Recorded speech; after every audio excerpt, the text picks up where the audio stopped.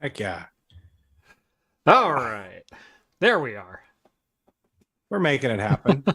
Hey, I waited until after that part. Why did it all of a sudden... I don't know. Welcome to Talking Heads, everyone. Episode 269. Nice. Your once-weekly live show for latest in beer and tech news. I'm Jeff. I'm Rett. Welcome to the show, everyone. Thank you all so much for joining us on this Wednesday night or in podcast form over on Anchor.fm or wherever your favorite podcasts are found. If you've never seen the show before, we talk beer, we talk tech, we talk games, pop culture, entertainment, usually some Star Trek. All super chats are read on the air, so long as they will not permanently demonetize my channel. We do drink alcohol on the show, and if you drink along with us, alcoholic or not, let us know in the chat, and we'll give some early show shoutouts as we go along. Last but not least, if you'd like to take part in the super secret chat and the even more super secret after party, think about joining the Patreon. Link is down in the video description. As a bonus, you'll get exclusive access to my Discord server, where you can chat with myself, John, Rhett, Steve, all the hosts from Talking Heads, and join the awesome community that hangs out over there. Welcome to the show. Rhett. Welcome. Long time no see. It has been a couple of hours. Yes. Had lots of fun today installing some new network equipment for a video that will be out hopefully early next week. But we are now on that new switch, on that new networking equipment, and oh my, those lights are very bright. Look at us. Look at us, yeah. So that should be a lot of fun.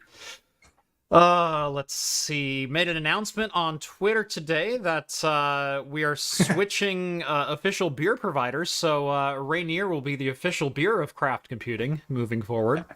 As it should be. Yeah. Are you going to drink that live on the air? Also... I'll drink one in solidarity. It feels dirty touching it. Ugh. Does it though? I mean, it's crisp. It's crisp and clean. Rainier. Is it some crisp, clean Rainier? Touch the Cascades. It doesn't get cleaner than Yakima Valley hops. Jeff. You know, I had a pub beer earlier. I don't know that I've ever stacked up like what I consider to be bottom tier craft, but still a good beer against a Rainier. So you know what? What the hell? I've got it here. It's open, or it's not open. It will be open. It will be open. Yeah, I'll go ahead and drink a Rainier if you want to. Now we're talking. To solidify the future of craft computing, he's going to make this change live on the air tonight. I'm going to drink a Rainier. Let's not get ahead of ourselves. Let's see. Rhett is cold. Rhett is always cold. My wife even commented that, Rhett, you're always cold. Like, today while we were working. We had to spend like an hour in the garage, and Rhett came in dressed as an Eskimo, and he walks in and goes, "It's kind of brisk today." And my wife goes, "Well, you're always cold." I mean, I used to work outside year round, and it's just like, I don't need to be uncomfortable. You know what I'm saying? True. Like, yeah, I'm going to dress up, wear a hat, get some long underwear on. I'm going to stay toasty so I can do my job without worrying about how miserable I am. Meanwhile, I had a t-shirt, and I mean, I will say it was 40-ish degrees in the garage today. It was chilly. It was cold. It was chilly. You don't have to put on this big, tough guy face about it, Jeff. It's just us. No one's going to know. I'm just saying. It was chilly, and that's about all I'll say. All right. You know what, though? I eat pickles. Yeah, anything else you want to put on the Twitter timeline while you have access to it? Michael's drinking a Sonder Brewing Nocturnal Dark Lager, 5.6%, 3.83 on Untapped. William's got a pint of Brewery Bahava Shade Black Lager. Lots of dark lagers going around today, 5.4%. Boosted Channel says, love your videos, keep going. I plan on it. Don't really have a fallback plan at this point. Dan Mayes says no longer have work from home privileges. Oh, that's lame. Work from home is the absolute best. Remy sipping on a newish drink, Peach Crown, Peach Vodka, Peach Allies, Wild Strawberry Energy Drink. So got some Peach Crown and Peach Vodka mixed with a peach and wild strawberry.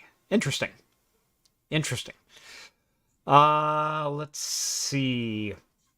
Skull's drinking one of the last IPAs from my Secret Santa, Angry Chair Brewing Space Grass IPA. I've not heard of that one. Let's see. Sean's got a New Belgium Voodoo Ranger Hop Raider IPA, weighing it at 8.1. That is a fantastic beer. Pub beer looks like a generic beer from the 70s. Actually, pub beer looks like a generic beer from any 90s sitcom. Like, you couldn't have a can of Budweiser, and so if you drank a beer, you would open beer that tastes like beer. This is what a beer looks like, and you'd pour like apple juice out. Well, though, in the 70s, they had beer, right? And it was just the plain white label. That's beer. What they went for, right?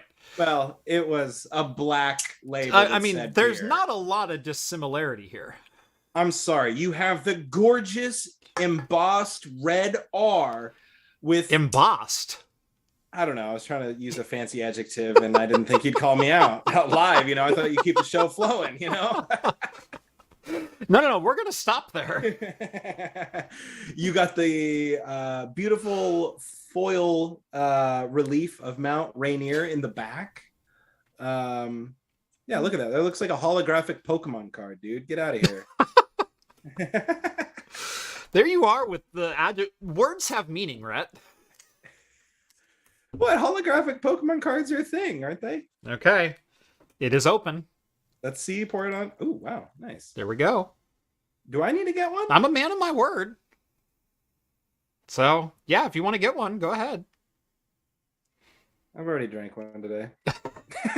That's never stopped you before. I'd have to go all the way upstairs, and then everyone's gonna say something about how mine are only 12 ounces, and you've got a tall boy. I do have a tall boy.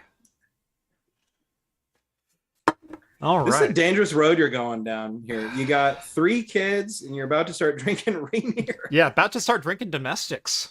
I mean, well, it's not big 3. Like, let's pump the brakes. Yeah, Rainier's a league of its own. What's next? A Widmer Hef? I almost bought a Widmer drop top for tonight's show.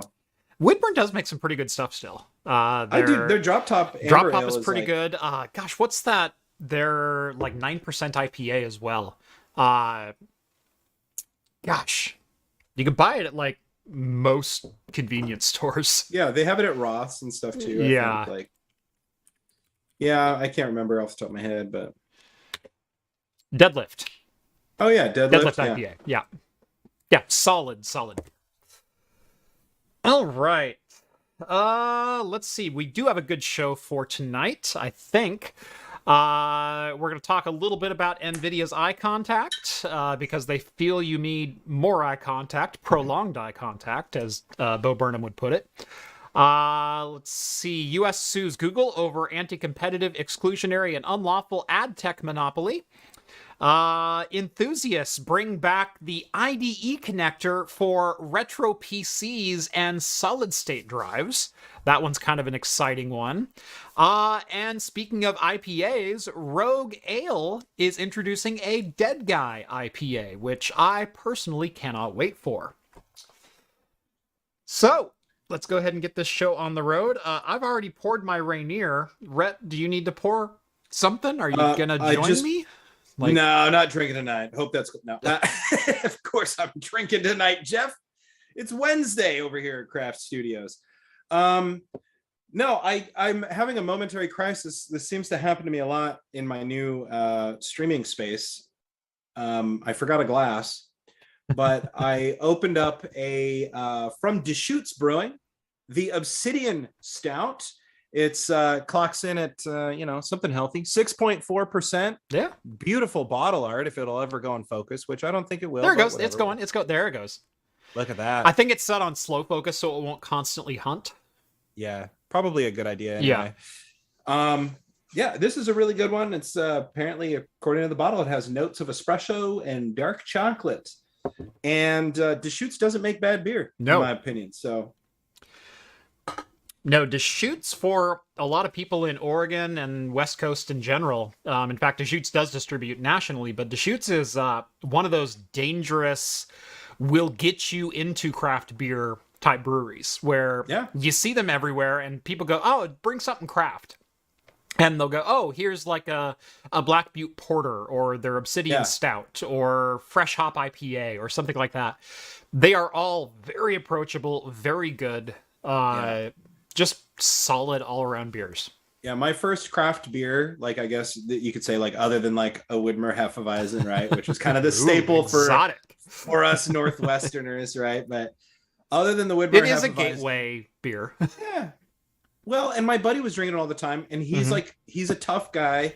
He was one of these dudes. It's like he wanted to be obliterated with hops in his IPAs. You know, that's who he was. He'd smoke a cigar and have the hoppiest beer he could get his hands on, and he enjoyed Hefeweizen. And I was thinking, you know, if this is like a measure of my masculinity, then it can't be disappointed.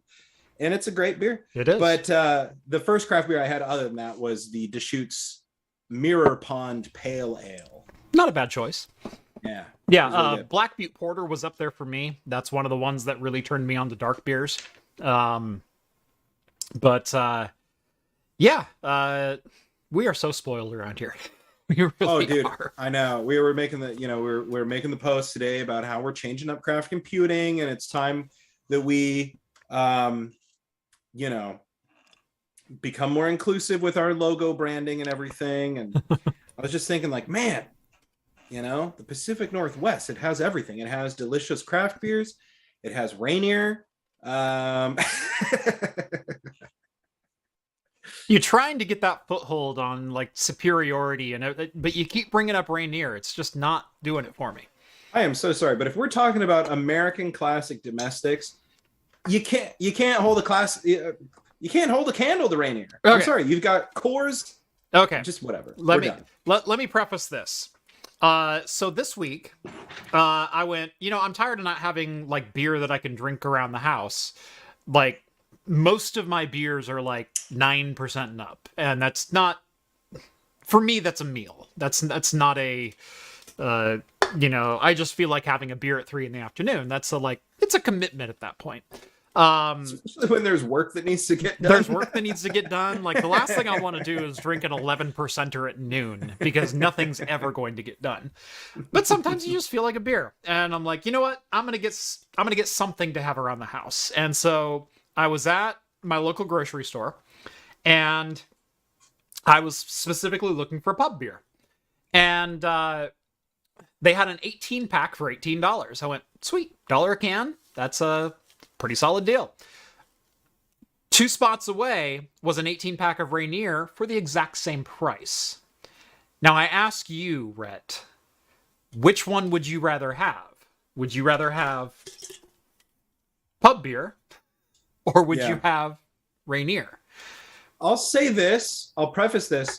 The answer is going to be obvious to everyone, but I will say that I think that these big craft distillers marketing tactic with their drinkable beers is the same thing that Uber did to break into markets all around the world, where they come in with this new product that's underpriced, undercutting all the competition. And they say, look, we have the drinkable beer.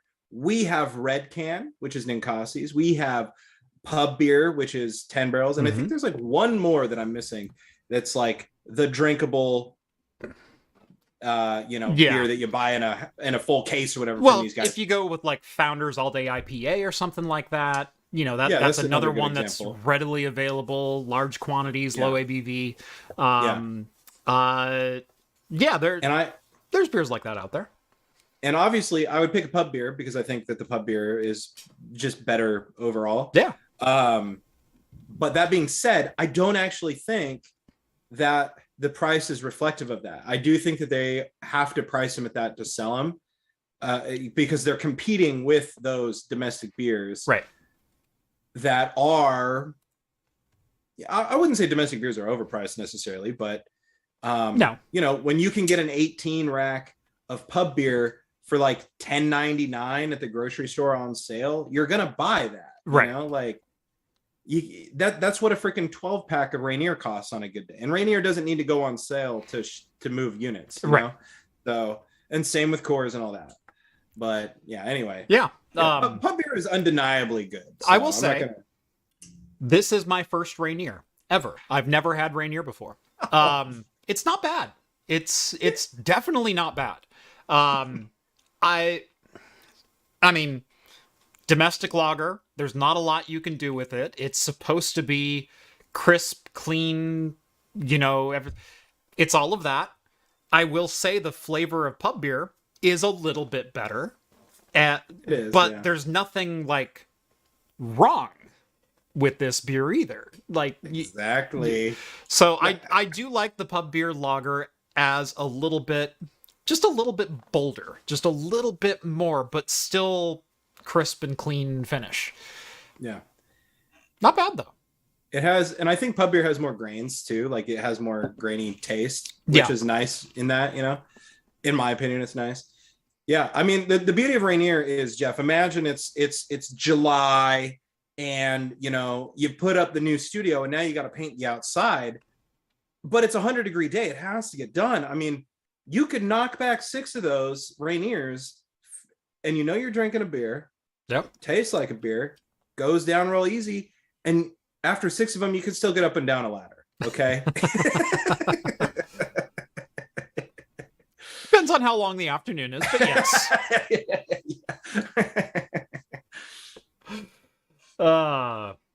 Anyway, let's go ahead and jump into the news. Starting with nVidia this week released a new beta for nVidia Broadcast that honestly I do see as useful for some situations, but is also slightly uncanny valley area.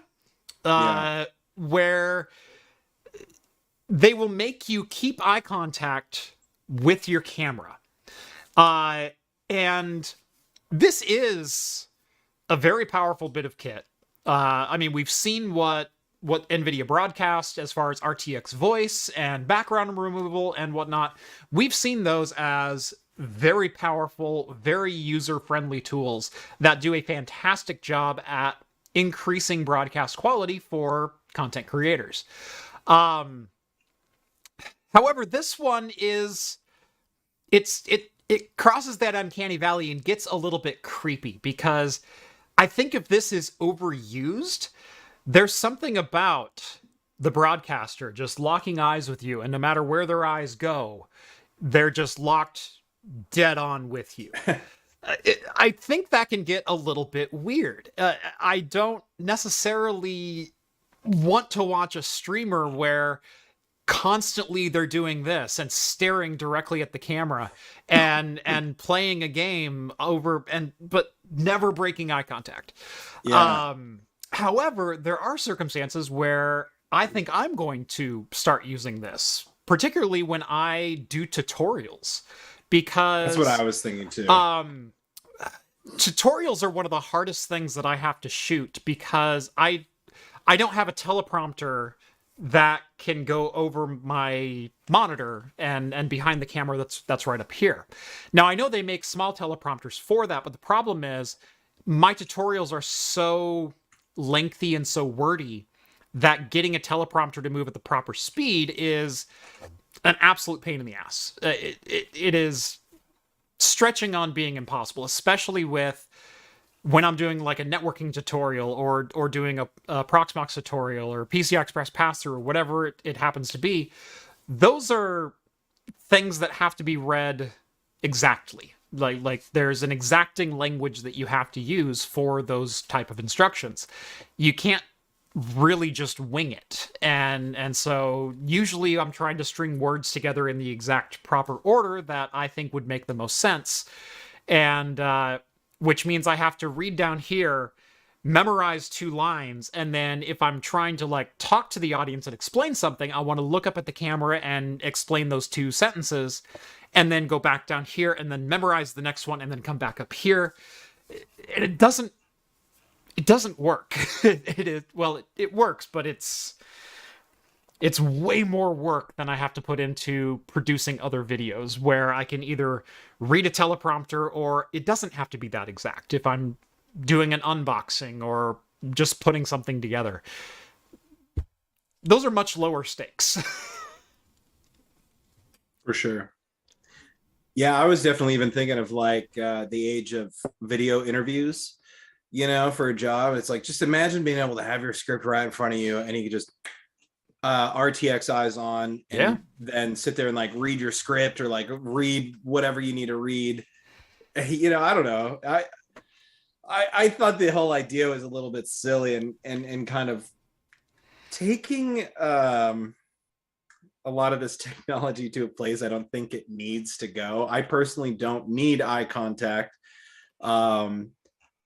when I'm streaming or watching any of this stuff, because that's just not what the medium has been. It's not a news broadcaster sitting behind a desk reading the sports scores. Like, this is its own thing. I mean, if you guys are watching this, I hardly ever look directly at the camera, because I'm looking down at Jeff, right? And I'm looking at the chat. I'm doing all this, and I think the reason this show works is I've always imagined this show to be more of a radio broadcast, more of like talk radio, which I was always a fan of talk radio. I listened to sports and political talk radio all the time, especially when I was driving, an hour one way to work and things like that. Man. And so you can only listen to the same Hot 5 so many times, because you're driving during rush hour. And guess what? We're going to play the top 5 songs of the day.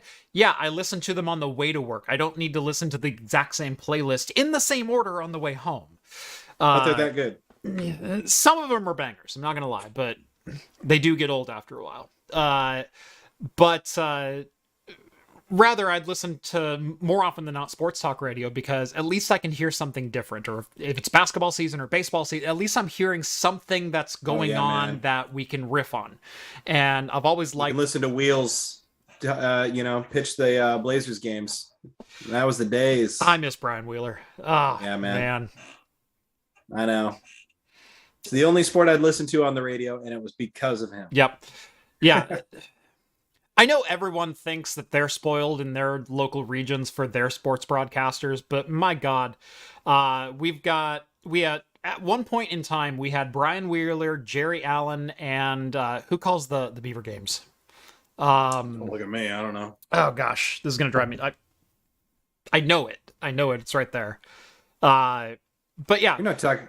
They are all phenomenal radio broadcasters, play-by-play broadcasters. And Brian Wheeler, I think, was the absolute best. Oh, dude. Yeah. Hands down. But, everything about the Pacific Northwest is better than everyone. Mm-hmm. So don't take it personally, guys. What are you going to do? Yeah.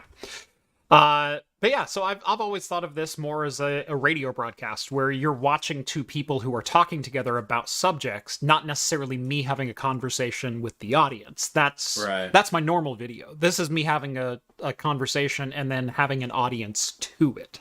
And they're very different things. So I may not need eye contact all the time. Amen. So... well, you guys can RTX eyes on in the future. If you lived the first 30 years of your life without ray tracing, number one, was it really living? But now we can also RTX your eyes, so your eyes always point to where they need to be. Yes, exactly. What a time to be alive. Yeah. No more wondering if I have fallen asleep during class. See, that's what they need. They need this for real life. Right. You just do one of these and but your eyes are open the whole time. Well, unfortunately, Apple has grossly delayed their augmented reality headset, which would have been really cool to have eye pass through. And so you could see a person's eyes while the person is looking at a screen through superimpose eyes on top of the glasses. Like, who knows? That would be really neat. So, of course I'm paying attention to you. Anyway, let's see. Solid Snake may have been onto something decades before it was cool. U.S. Marines have defeated DARPA's robot by hiding Marines under a cardboard box. This is not clickbait. This is a real test that actually happened with U.S. military budget. Former Pentagon policy analyst and Army veteran Paul Scherer is gearing up to release a new book called For Battlegrounds, and in the book he details a training exercise and a test of DARPA's robotics that kind of didn't go as expected if you're DARPA. Now, for those who don't know, DARPA is a Department of Advanced Research, right, advanced something. Robotics. Yeah. And if you played Metal Gear Solid, not only did you learn about the cardboard box trick, but you probably learned a lot about DARPA because, you know, one of the people you're supposed to rescue in the original PlayStation 1 game was the like DARPA chief of operations or whatever. Right. And he's the first one to be killed by the fox dye, vaccine that causes heart attacks. But it wasn't actually him. It was the guy who could shapeshift to look like people. And then later on, you find his corpse in prison after you, anyway, play the game. Yeah. Anyway, so they set out on an exercise to test DARPA's abilities to detect threats and troops and things like that. So 8 Marines all successfully, so 8-0, all successfully managed to move across an open battlefield and touch the robot without being detected by putting a cardboard box over themselves and literally just walking towards it. Classic. It's one of those things that it seems absurd if you think about it from a humanitarian standpoint. If you think about it from a, like, if I was a guard and there's a cardboard box walking towards me, I think I can figure that one out. But it's a robot in a box. But if you're a robot and there's the old adage, garbage in, garbage out, if you've been trained to look specifically for humanoid figures, that ain't no human I've ever seen. Why would I be worried? Some like Wile Wile E. E. Coyote stuff. Perfect machine sense.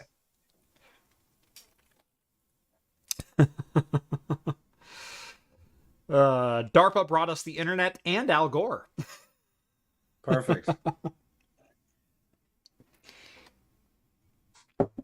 Oh, We do have a super chat, by the way. Oh, yes. Oh, we got 2 super chats. Don't miss Kren. Oh, how did I miss Kren? Like, I saw the other one roll through. He was right before we started the news, so. Gotcha. Anyway, Kren, 5 Aussie bucks. Rett, if you want to take that one. He says, "G'day, mates. Thanks to the CC community, my computer has ditched the green and now all team red. For 200 Aussie bucks for an X Mining RX 6600 XT was a fantastic buy." Hey, I'm getting better, huh, Kren? No, you've been watching Bluey. Yeah, exactly. Right. Bingo, you're being cheeky.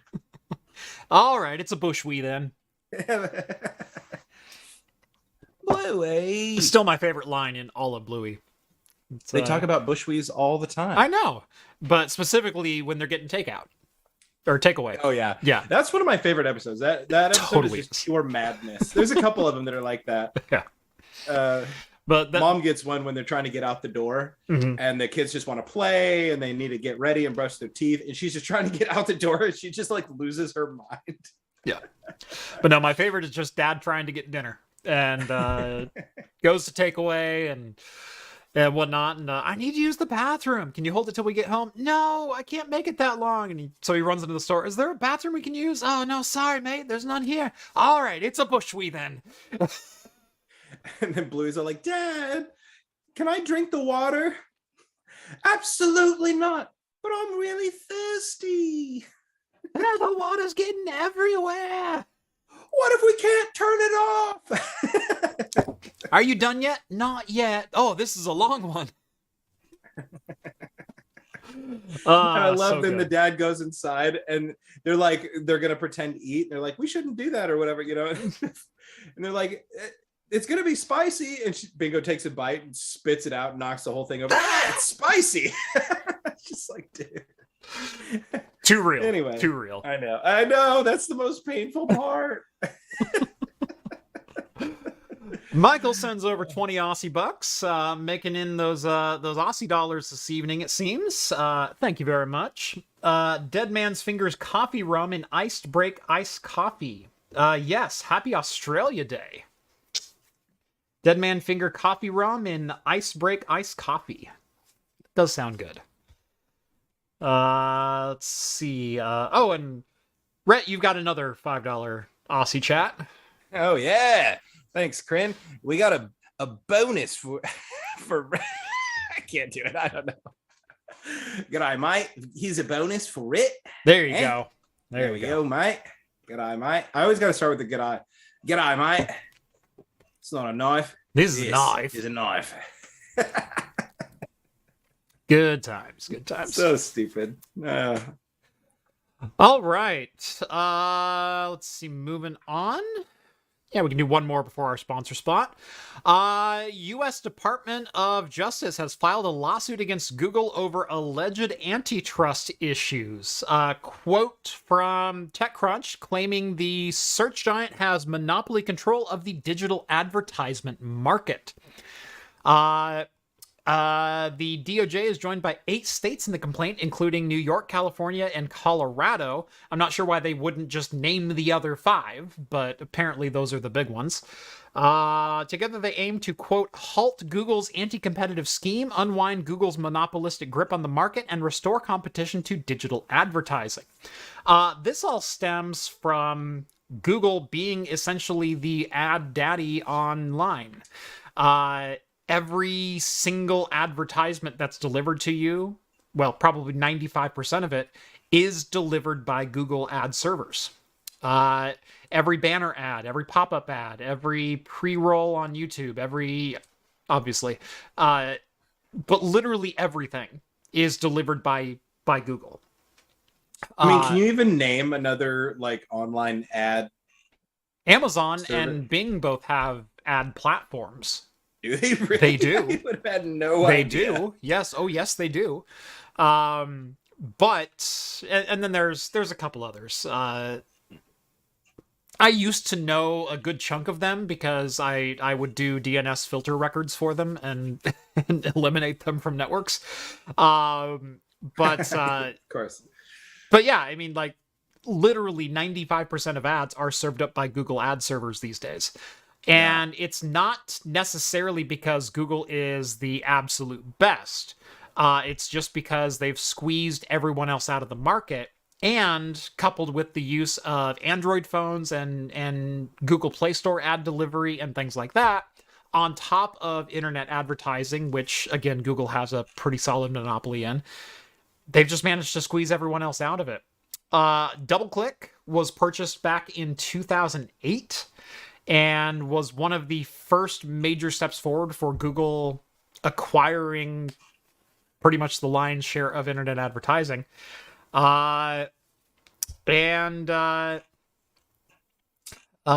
Justice Department quotes, one industry behemoth, Google has corrupted legitimate competition in the ad tech industry by engaging in systematic campaign to seize control of a wide swath of high-tech tools used by publishers, advertisers, and brokers to facilitate digital advertising.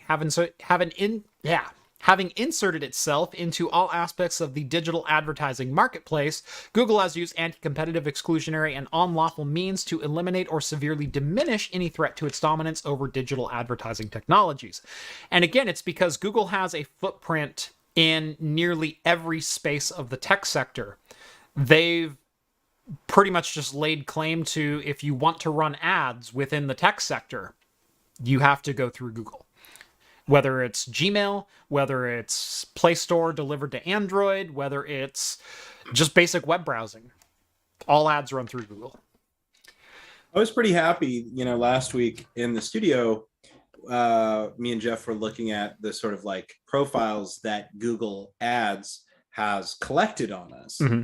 And I was pretty happy because like the only thing that it had on me was it knew that I worked in tech and my age. And like, that was it. It didn't like really know like my marital status or my home ownership. What's really funny, you didn't have a tax return as working in tech yet. Yeah, it learned that you worked in tech simply because your Google habits changed. Well, and it's possible too that like all my time in the podcast for Game Devs Quest might have influenced some of that. That could be. It's hard to say, but yeah, definitely my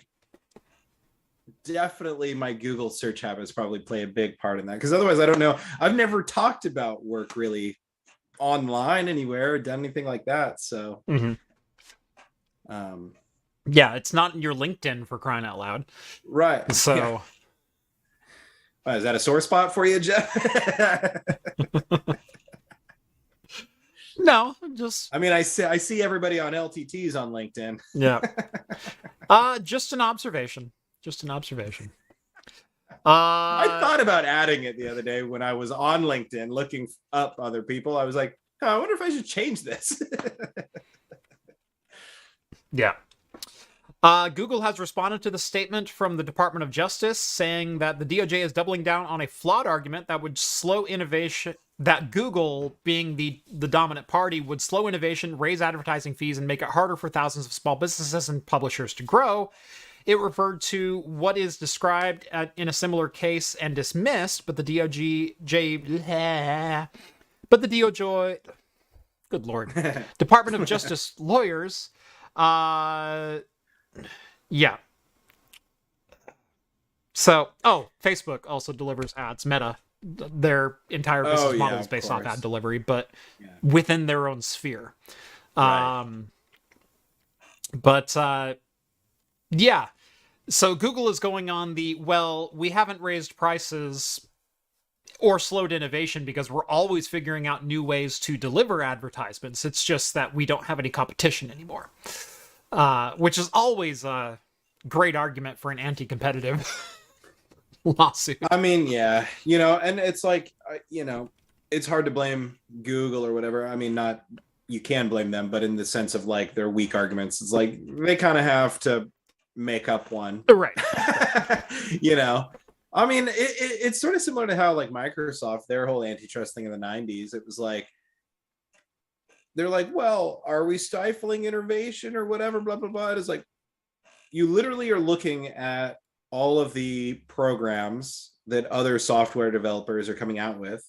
You're developing your own version, making it free with Windows, therefore like ubiquitous in home and office professional settings.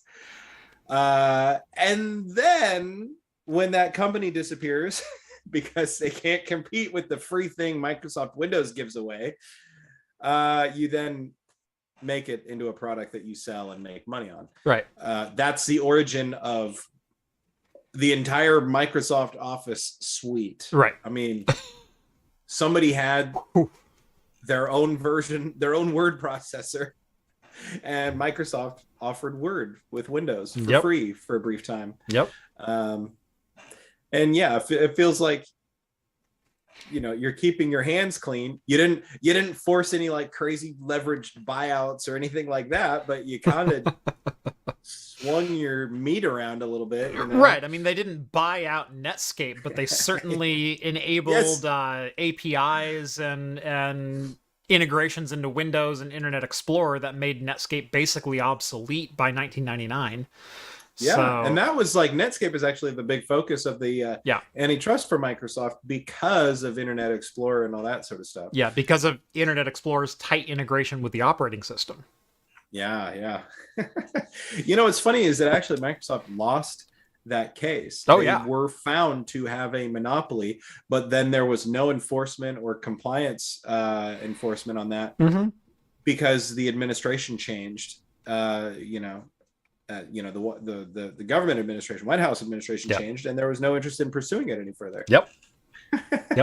Weird. Anyway, it's not weird. Today's sponsor, Linode. Today's episode of I cannot talk tonight. Today's episode of Talking Heads is brought to you by Linode. Hosting your own servers always means you get to host all your own problems. I don't think the problem is I can't talk. I think the problem is I can't read. Even the most skilled network engineers will tell you you should decentralize your network. So why not host your services with Linode? If it runs on Linux, it'll run on Linode. That includes the software for most of the tutorials on my channel, like how to run your own ad blocking, recursive DNS servers, VPN gateways, your own cloud-based Plex servers, and more. They offer shared CPU plans for as little as $5 per month and can scale as high as your needs go, whether it be virtualized hosting, dedicated enterprise GPUs, NVMe block storage, and more. Even if you do host your own servers, you can use Linode to keep a backup off-site, because remember, RAID is not a backup. Linode is also expanding at light speed, with 12 new global data centers planned before the end of 2023. Visit linode.com/craftcomputing and get a $100 60-day credit just for signing up for a new account. Again, that's linode.com/craftcomputing, and a huge thanks to Linode for sponsoring today's episode. Thanks, Linode. Thanks, Linode. You know who else should sponsor? Rainier. Dude, I've been after him for a while. I tell you, here's a bet for you. Who can we get to send beer to the channel first? You go after Rainier and I'll go after 10 Barrel and we'll see who wins.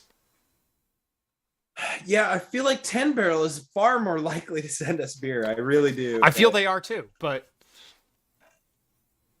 Is this just like a gentleman's bet? I think it's just a gentleman's bet. And in the end, we get beer. So so I think we both win. Yeah. But who can we get to stock our studio? Like what's our daily beer? Like, I'd take Rainier for sure. But terrible. I'd also take 10 Barrel for sure. Right. So, it's a win-win. Yeah, okay. Yeah. Guys, we need your help. Assault these people on social media. Yeah. Don't let up. Let 10 Barrel and or Rainier know that they should sponsor Craft Computing. Say, it is time. There are these blokes in the Pacific Northwest who are proud Pacific Northwesterners. They carry the rain in their blood and the clouds in their minds. What? I don't know. You okay over there? I tried. He gets all excited and then strokes out. Sorry, Jeff. I tried again. You smell toast. Anyway, I have finished my Rainier. Yeah, I did see Funky Monk mentioned on the Discord that it was Burns Day today. It is Burns Day, and traditionally, you're supposed to drink some scotch. Do you have any scotch, Rett? I'll be darned. Okay, Lagavulin 8. I could be persuaded to go grab my bottle of scotch. Look, I'd share with you. Well, no, I wouldn't want to take away from you. So tell you what, why don't you go ahead and open yours? I will go grab mine off the shelf, and we'll have some scotch. Now, this is crazy. I usually get the Lagavulin 16, but I got the Lagavulin 8 as a gift, probably last year. I'm actually doing pretty good on this, for a whole year ago. I think I got it for my birthday in 2021. Anyway, what I love about the 8 is that it's the same amount of smokiness as the 16. It doesn't compromise in the smokiness, but it's a little sweeter. And so I think it's a little bit more drinkable in that regard. This stuff's so good. Give myself a little bit there. Yeah, I don't even think the color is too much different, but to be fair, I've never had them side by side. So here it is. Cheers to Burns Day. You know, there you go. I decided to grab my Glenfiddich 14. This is the same bottle. I've had this bottle 2.5 years, more than 2.5 years. I bought this bottle when I turned in what ended up being a multi-month notice that I was going to be quitting my job. Because I had worked at that organization for nearly 14 years. So I wanted a whiskey that went into barrels the same year that I started. Had a nice symmetry to it. I like that. So picked the Glenfiddich 14 for that exact reason, because it was 14. And there we go. So, ooh, I like the color on that. That's good. Yeah. I was just saying the color. I've never had the Lagavulin 8 or the side by side with the Lagavulin 16, so I'm not quite sure about the color difference. But the smokiness and the intenseness there is the same, but you get a little bit more sweetness in the 8. It's balances out. It's a little bit more drinkable. Ooh, that is such a good scotch. Yeah, likewise. Yeah, this stuff's very good. Cheers, fellows. Drink one for me. I'm having ACL/meniscus surgery in the morning. 14 years straight of indoor soccer, and it finally tore. So sorry to hear that, Michael Z. I'll cheers to you and your health. Hopefully you recover. Yeah. Hopefully you recover well. That's what I meant to say. I'm so sorry. I hope you don't die. Thanks, Rett. See, the problem is I got my headphones on, and normally I have like a little bit of monitoring, but I was telling Jeff the reason we were a little late tonight, something's going on with my interfaces and my laptop, and none of my interfaces worked except for my Zoom H8. This is his sneaky way to try to get a company laptop, and I'm not falling for it. Yeah, I just see you got that new ThinkPad, and I'm a little bit jealous. I mean, I know I got the rose gold Samsung Galaxy Book. I mean, rose gold and everything, but right. I want something that looks like Matthew McConaughey can hack an Indian drone from the back of a pickup in a cornfield in the movie Interstellar. You know what I'm saying? Yeah. I'm more about the Leonardo DiCaprio hacking the drone from whatever Middle Eastern place he was in. Turkey? Is it Turkey that he was in Body of Lies? I don't think I remember that movie, to be honest. Body of Lies is a phenomenal movie. Is it Kurt Russell? No, not Kurt Russell. It's so good. He remembers the actor. Yeah. You talking about Russell Crowe? Thank you. Russell Crowe. I don't know how I got Kurt Russell. I mean, Kurt Russell and Russell Crowe. I know. Mix them up all the time. They're so different. They've led such different careers. Yeah, definitely not Kurt Russell. Yeah. Dude, I love Kurt Russell, though, dude. Yes. Snake Plissken? Yeah. He was in a Christmas movie recently where he played Santa Claus, and my daughter watches it religiously, like once a month. But yeah, I've seen that on Netflix. Yeah, it's interesting. If you ever wanted to watch Kurt Russell sing and dance in a Santa coat, that's the movie for you. Dude, for me, it starts with The Thing for Kurt Russell. Oh yeah. But then you also have like Escape from New York, which is really freaking good for that style of movie. And it just keeps going. I don't know. I like him. Mm-hmm. Yeah, Escape from New York is... Oh, Tombstone. Good Lord. Yeah, Tombstone. And also, like, I just watched The Hateful Eight the other day. The Hateful Eight was the one I was going to bring up next. Yeah. Yeah, I personally, like, people knock on that movie, but I love it, I love that movie. And he holds that whole movie down. Like, his performance, I don't know what it is. I love it. I love it all. Yep. But so like Sam Jackson too. Them just like going, riffing off each other. Yeah. So good. I want a laptop like Johnny Lee Miller hacking the Gibson in the phone booth in the movie Hackers. Absolutely, I would. I did have an Apple laptop very similar to the one shown in Hackers in that movie. That is the one that he hacked in there and then they spray painted. That was a one that was never released, I believe, in the transparent shell. But in the beginning of the movie, he did have an Apple laptop, and I had a similar model to that. Mine had a trackpad instead of the trackball on it, but I've always wanted an Apple trackball laptop, just because Johnny Lee Miller had one. Are you saying there's none on eBay or anything? Oh, there's some on eBay. It's just I'll never be able to buy one. Oh, they're too expensive? They're ungodly expensive. Like, so what? You don't have any? You want to spend $1,500 for a pre-G3 Macintosh? Like, there you go. I don't know, man. I feel like it's content. You got a budget. Yeah. Gosh, I'm trying to remember what the model of those laptops were. Anyway, I'm going to get off on a tangent here if I don't loop it back in. Enthusiasts have brought IDE back from the dead. So, for those who don't know, like half of LMG's staff who was born after 2000, good God. In the PC industry, we didn't used to have SATA. SATA was not a thing until around 2005, give or take.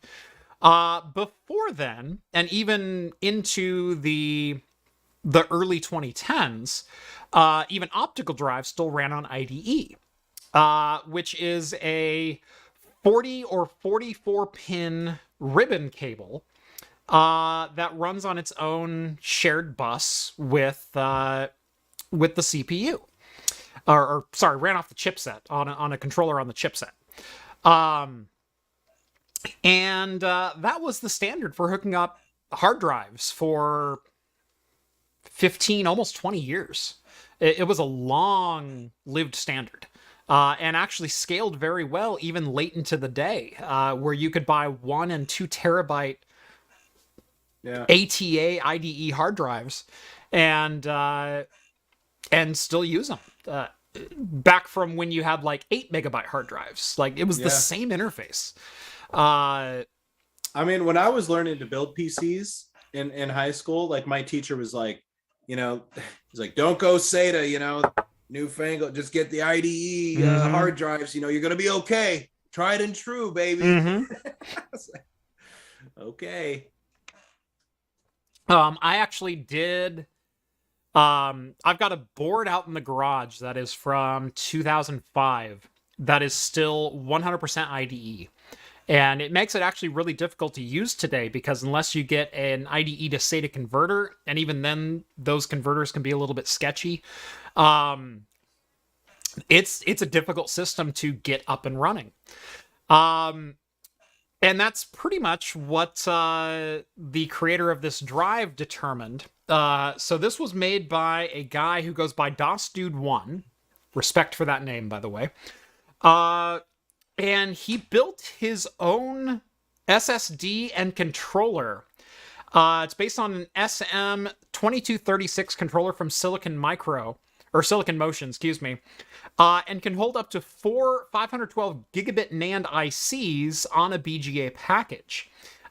So essentially, he can build himself a 250 gigabyte IDE compliant SSD with modern controllers and modern NAND flash chips.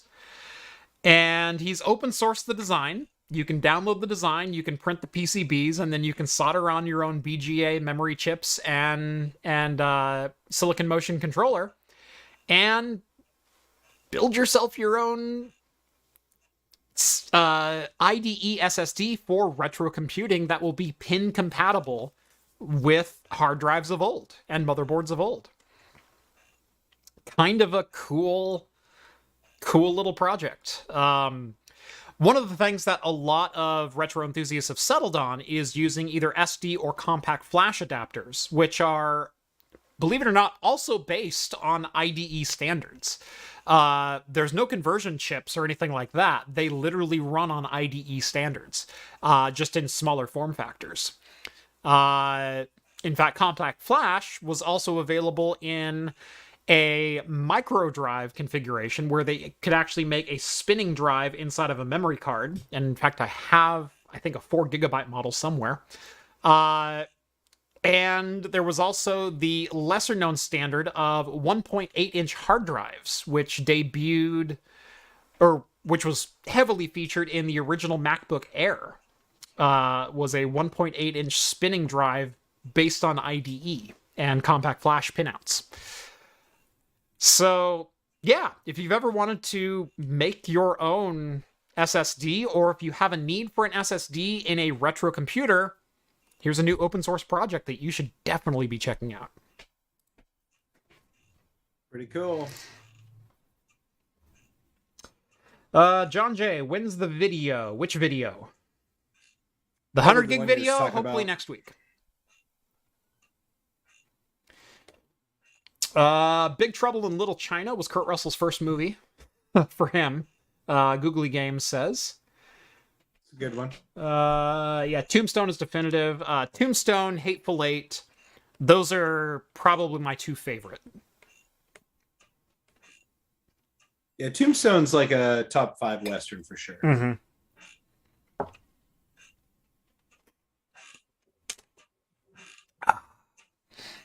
How's your scotch? Delicious. It's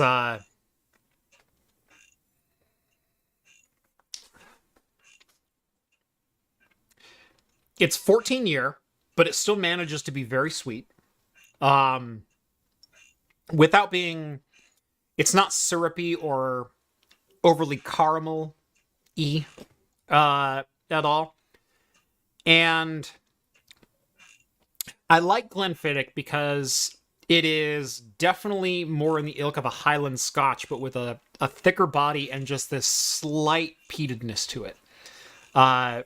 Where, like, I don't dislike peated whiskeys and Islay whiskeys, but they can be overdone and they can be very, very much like, that's all I taste. Like people who drink IPAs and go, all I taste is pine needles. Like, right. Peated whiskeys can definitely do that. I like this because there's so many other flavors at play here. Without being too peated, but you still get a little bit of that peat moss smoke. And it's, yeah, I think it's delicious.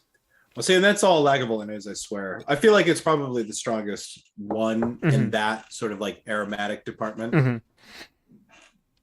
But, you know, I don't know. What do I know? I don't really branch out that much with scotch. Like I do, I will, but like I kind of have the thing that I like. And if I'm going to spend money, I'm just going to spend it on the thing that I like. I don't know. Why take a chance? But yeah.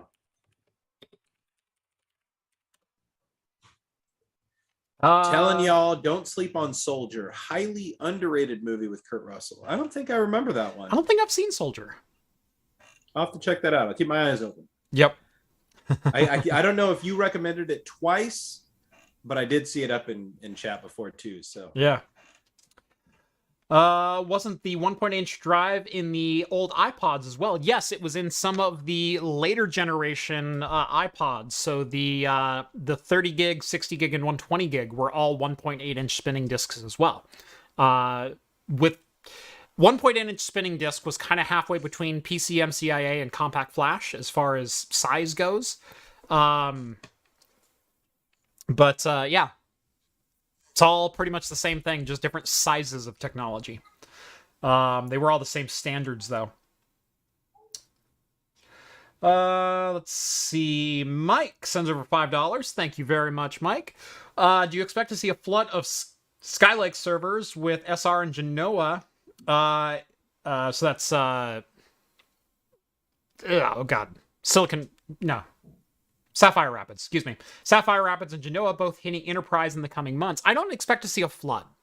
I've already started seeing Skylake chips coming down in price and being available in much larger quantities than they used to be. So this is first and even second generation Intel Scalable LGA 3647. So that would be your 4118s and your 5224s and chips like that. Those are the way Intel does their numbering is weird because the second digit in the number is the generation. And so 4118 is a first generation, 4 means silver, and then 18 means branch on the silver tree. Whereas 5 is gold and 6 and 8 are platinum. So a 6280 would be a platinum second generation scalable.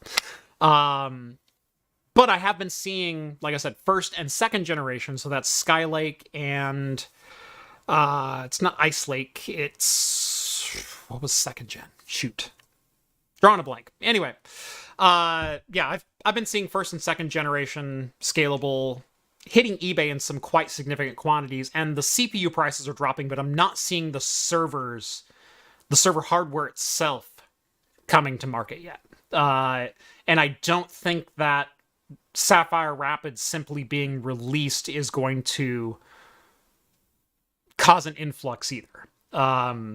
A lot of tech companies in general, if you look at the tech layout and economics of it all right now, there's a lot of layoffs happening in tech. And typically when there's layoffs happening in tech, sometimes data center rollouts get pushed out by a year. And so, yeah, people might be buying up some Sapphire Rapids SKUs, but they might also be buying half of a new data center instead of 3 new data centers, and simply expanding and not replacing. So interesting to see. Cascade Lake, thank you. Yeah, Skylake, Cascade Lake, Ice Lake, Sapphire Rapids, 4th gen. There we go. Thank you. For some reason, I couldn't think of Cascade Lake. But yeah, similar to 2020 when a lot of companies halted workstation, laptop, etc. Refreshes because of the pandemic and everything else.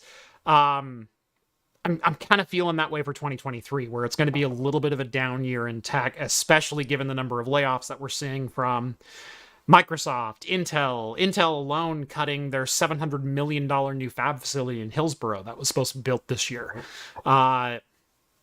There's Google just laid off 10,000. Yeah, Google laid off 10,000. Twitter's down to 550 engineers from 14,000 employees earlier in the year. Yeah, it's a weird time. Spotify is laying off 6% of their force. Yep. Yeah, Microsoft and Apple are both cutting entire divisions. It's not a prosperous time in tech, even though in general the economy is doing well enough and unemployment is near record lows, but it's prosperous enough in the C-suite. You know what I'm saying? Oh yeah, it's prosperous enough if you're at the top. Why do you think all these grunts gotta go, Jeff? Mm-hmm.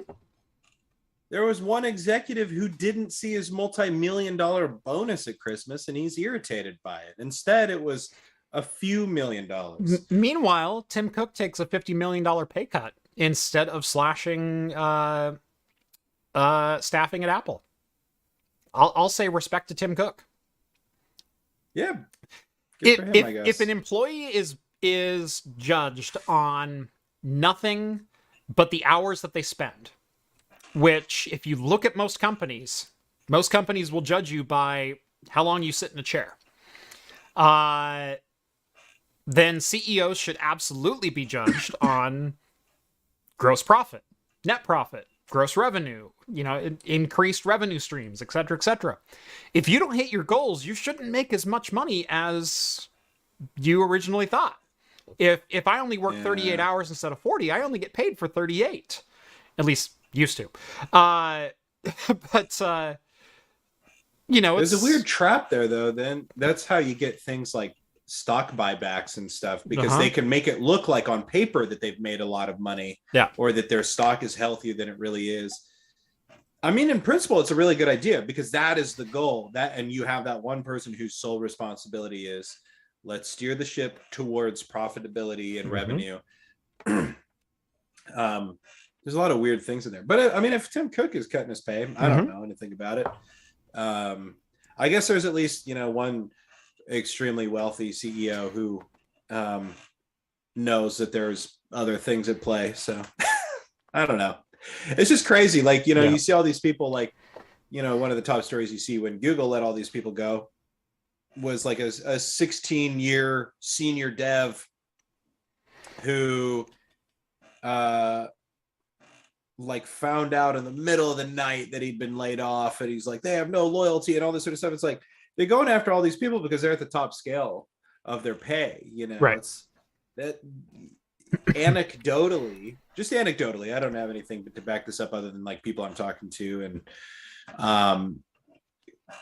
a lot of junior devs survived all these cuts because they're at the bottom of the pay scale. Yep. At least seemingly, who knows? I mean, there's so many layoffs. I'm sure it ran the whole gamut, but anyway.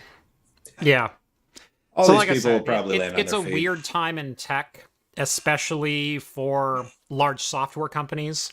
Large hardware companies are also seeing a lot of squeezes these days.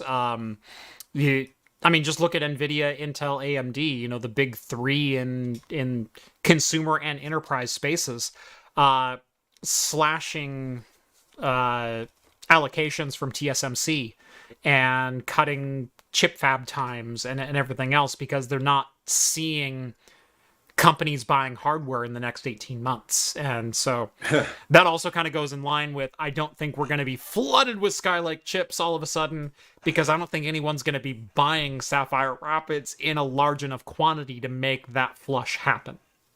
So it's kind of interesting how it's all, it really is all interconnected, but yep. What a great time to be in tech, Jeff. Yay. Graphics cards are as expensive as they ever have been in human history, and software is going nowhere but circling the drain. Hey, watch me for more news next week. Yay! It's a great time to be a commentator, journalist, etc. on an industry that is constantly making people pissed off. That's always the case. I feel like, I don't know. At least graphics cards haven't always been our foray, Foray? Right. I meant to say forte, but I think foray works too. Yeah. I'll excuse it. Excuse me. In some exciting hardware news, here we go. Western Digital is looking to mix their backup tape and hard drive tech to create 100 plus terabyte media in a 3.5-inch form factor. They're looking at basically combining the best of both worlds into a familiar form factor. So taking the internals of their tape drives and tape writers and allowing you to slot them into an existing storage server and literally create 100 plus terabyte per drive bay. Or if you've got, 12 drives in a 3U server, 1.2 petabyte tape backup servers for fairly low cost. I feel like tape has been making a resurgence. It often does, and it's one of those things that it always springs way out in front in capacity.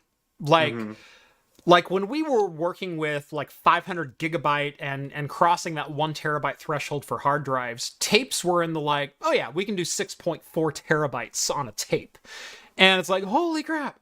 And then they kind of went out of vogue for a while. And then it's like, oh, well, now we can do like 6 and 8 and even 10 and 12 terabytes if we inject the drives with helium to reduce the friction. And they're like, yeah, we have 24 terabyte tapes now. So like, it's always this cat and mouse where the storage medium, the actual like readily available storage medium, so your hard drives and your SSDs will start to catch up, and then tape just punts the ball across the next field. My big question about that is, because tape was sort of like the first storage medium of sort of like any kind. That's why you even see like, I don't know, that's why you see like music being stored on tape and stuff like this too, or in the early days. Like, what is it? Is it the fact that tape was the first that it kind of continually pushes those advancements like that, or is it the medium itself? Is there something inherent about the medium that... Tape was the first because it was easy to produce, and the hardware needed to read and write it was fairly inexpensive compared to other media at the time. And so if you look at things like, how did audio used to be recorded? Well, you can record directly to vinyl with special needles and get a recording medium out of that. But what is the precision required for that, and what kind of setup do you have to have, and is it repeatable, and how do you master a vinyl and all that kind of stuff, versus the magnetic recording media of a tape. The heads are fairly easy to magnetize and demagnetize with electromagnets. And if all you're doing is reading what's essentially binary data, or zeros and ones, then as long as you can do that at a repeatable interval and run the tapes at a set speed and everything else, then you can predictably get zeros and ones into the right places. And so that's kind of where that came from, is it's the surgeons from audio quality into, hey, we can just do a string of zeros and ones and it'll work. That technology has definitely gotten more advanced, and it's also still vastly cheaper to produce than equivalent capacity hard drives. I mean, if you look at right now, one of the examples they get is LTO9 tapes can be had for less than $4 per terabyte, versus hard drives, which can be as much as $20 per terabyte right now. You can get an 18 terabyte drive or 18 terabyte LT9 tape for somewhere in the neighborhood of $90 to $120. Interesting. Versus an 18 terabyte hard drive will cost you well into the $350 and $400 for a brand new enterprise model. And in fact, LTO9 tapes can also be compressed down to 45 terabytes with slower read and write speeds. So kind of some crazy stuff. One more stupid question, and I'm just going to put it out there. Screw it if everybody knows I'm an idiot. But are floppy disks tape technically? Floppy disks are a magnetic media. And yeah, it's the same... It's the same medium that's in a tape, but it's in a pressed disc instead of linear. And so you read it in a circle like a record. Right, okay. But it's the same storage technology.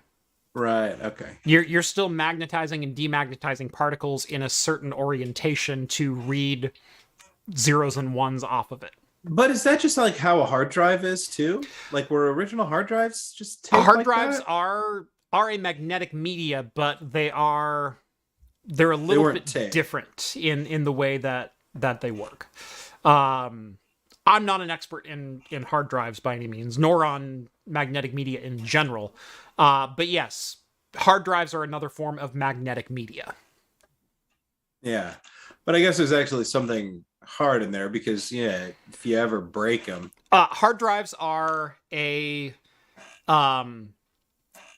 super magnetic collection of...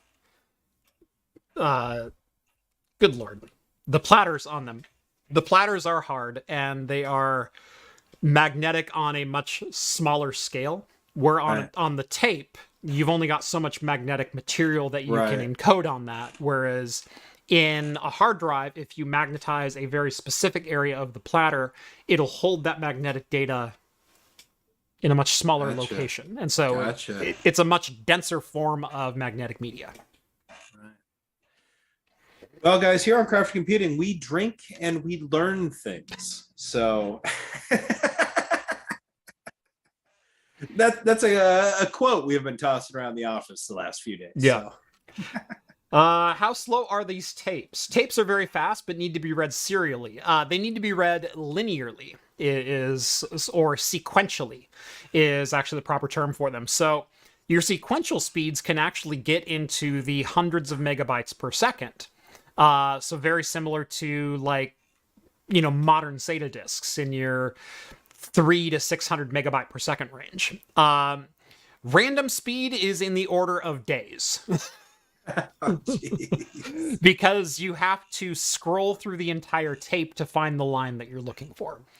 But that's why it makes it so useful for archiving and stuff, right? It is phenomenal for archival, because if you just need to back up all of the contents of a tape, you don't care where the files begin and end or fragmentation or anything like that. You just want this string of zeros and ones to be reproducible on another set of media. Right. It's kind of like the epic home video recording tapes that we had at my house growing up, where if I wanted to watch Star Wars, I had to fast forward past How to Lose a Guy in 10 Days and The Mummy or something. It's in there. But you were recording on SSL mode as well, because 9 hours on a tape, how cheap are you? Well, they were 9-hour tapes. You know what I'm saying? They were 9-hour tapes at the slowest speed and lowest quality. I don't know. I just don't remember. I just remember one time I bought a tape. It said 6 hours on it, and I recorded all 6 hours of Digimon episodes. People are talking about indexing tapes and things like that. You can't really index a tape.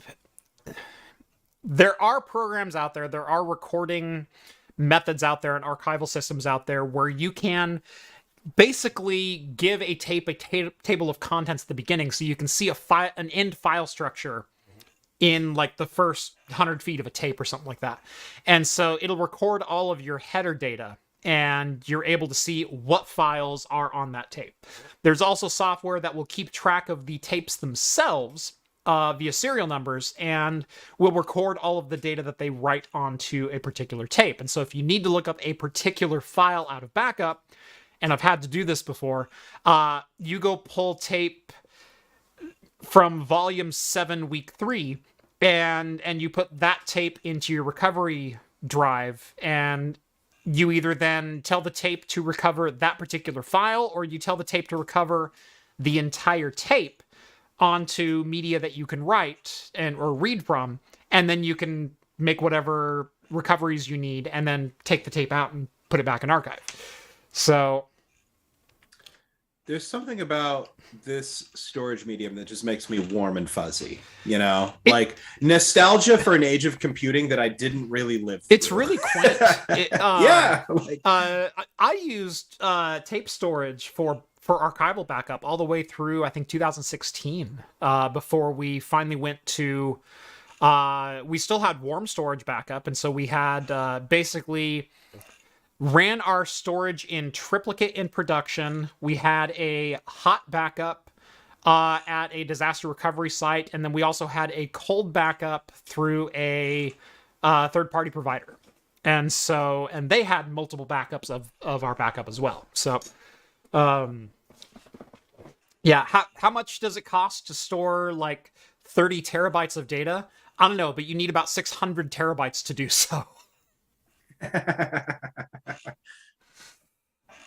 This is exciting. I don't know. It just makes me feel like the whole there's that whole era of anime in the 80s and 90s. It just has this vibe of tape storage.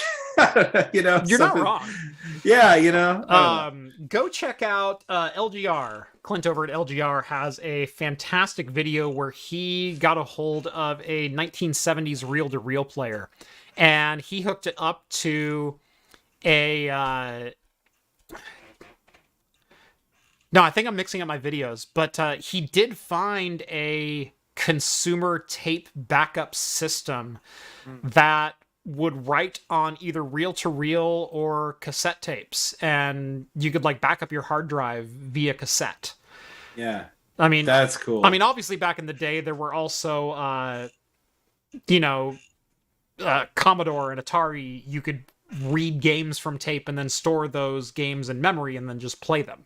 Yeah. So that was a very common thing, you know, fast forward to 38 seconds and then hit play, and it'll read a header set of beeps on the computer, and then it'll load the whole string of tape into memory, and then it'll start playing the game. Yeah. And see, and that bucks into a whole other thing. Like, I had somebody on my podcast on Game Devs Quest once talk about downloading a program over like FM radio. Mm-hmm. Which I'm just like, dude, we have left this behind. I mean, I know Wi-Fi is technically radio, you know, mm-hmm. and all 5G, 4G, all is technically radio, but it's just like, I don't know. There's something about downloading a program off of FM radio that's punk. Somebody here says too, Rett wants a reel-to-reel. I actually have a reel-to-reel, and I actually have boxes of tape of like 1920s through like 1960s like audio serial dramas and stuff. Nice. Like Dick Tracy, Superman. Like, I don't actually know what to do with any of this stuff. Like, I've listened to some of it, but I've thought about like putting it up on Reddit or finding a group of like, hey, if somebody wants these tapes, I'm more interested in them being preserved than like rotting away in my basement or whatever. I had a mishap a few years ago where the boxes were exposed to a little bit of moisture, and I don't think the tapes were affected, but like all of the boxes that they are in were a little bit affected, and it's like all the tapes are in bags in their boxes, so there's like multiple layers. But that freaked me out, and I was like, I don't want to be responsible for losing all this, you know. Who knows, what if that episode of Superman or this Dick Tracy thing or whatever is like the only one of its kind left? I can't have that on my conscience, you know. Which is so stupid in the age of just like useless data like creation, you know.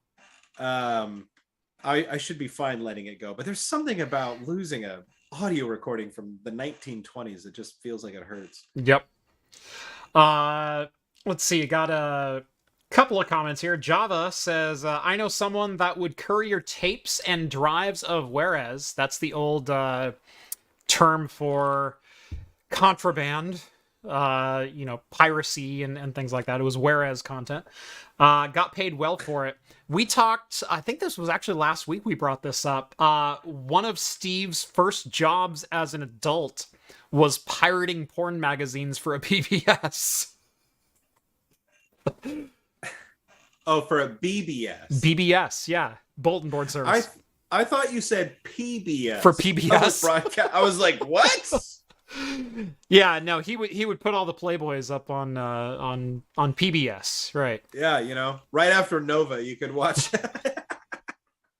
This was reading Rainbow After Dark. Yeah, exactly. Yeah, LeVar Burton reading the articles in Playboy. I swear, they have good September. Literature in here. She really, you know, they used to say like, "There's really good articles in here." You know, speaking of which is crazy. I'm not going to go off the rails for the rest of the night, I swear to God. But Ursula K. Le Guin, the famed fantasy and science fiction author herself, one of her first fantasy stories of all time was published in a Playboy, I think in the late 50s or early 60s. She said it was great, but I can't remember. She has a quote about it where it's like, she didn't consider the damage that it would do to like the movement in general of being like inclusive and all this sort of stuff. Right.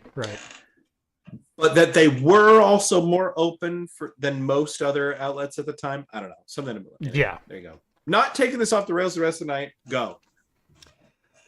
Java says, yep, it was for BBSs and you had to know somebody to get access. Yeah. And that's how that used to work. I read it for the articles. Yeah, that's why I downloaded all the stuff that Steve uploaded. So, Rogue Ales here in Newport, Oregon, famous for their Dead Guy Ale, is introducing a Dead Guy IPA. And I could not be more excited about this particular beer. I think Rett is trying to get me to allow him to pour something else. Rett, no. I'm sorry. Oh, I was trying to show my glass. Oh, you're rogue snifter. Okay. Yeah, sorry, and it just doesn't focus ever. So there it is. There it is. Boom. Yep. Yeah. Rogue Ales Rogue and Spirits. Yeah. So Okay. Anyway, so one of Rogue's most known beers is the Rogue Dead Guy. It's the Dead Guy Ale. It's a mailbox style ale, amber lager, fantastic malty, and kind of what we were talking about at the beginning of this show. One of the main gateways into the drug that is craft beer. It's one of the beers that gets people sucked in going, oh, there's something beyond lagers and pilsners made with like rice and corn. And Rogue is one of the best because Rogue not only does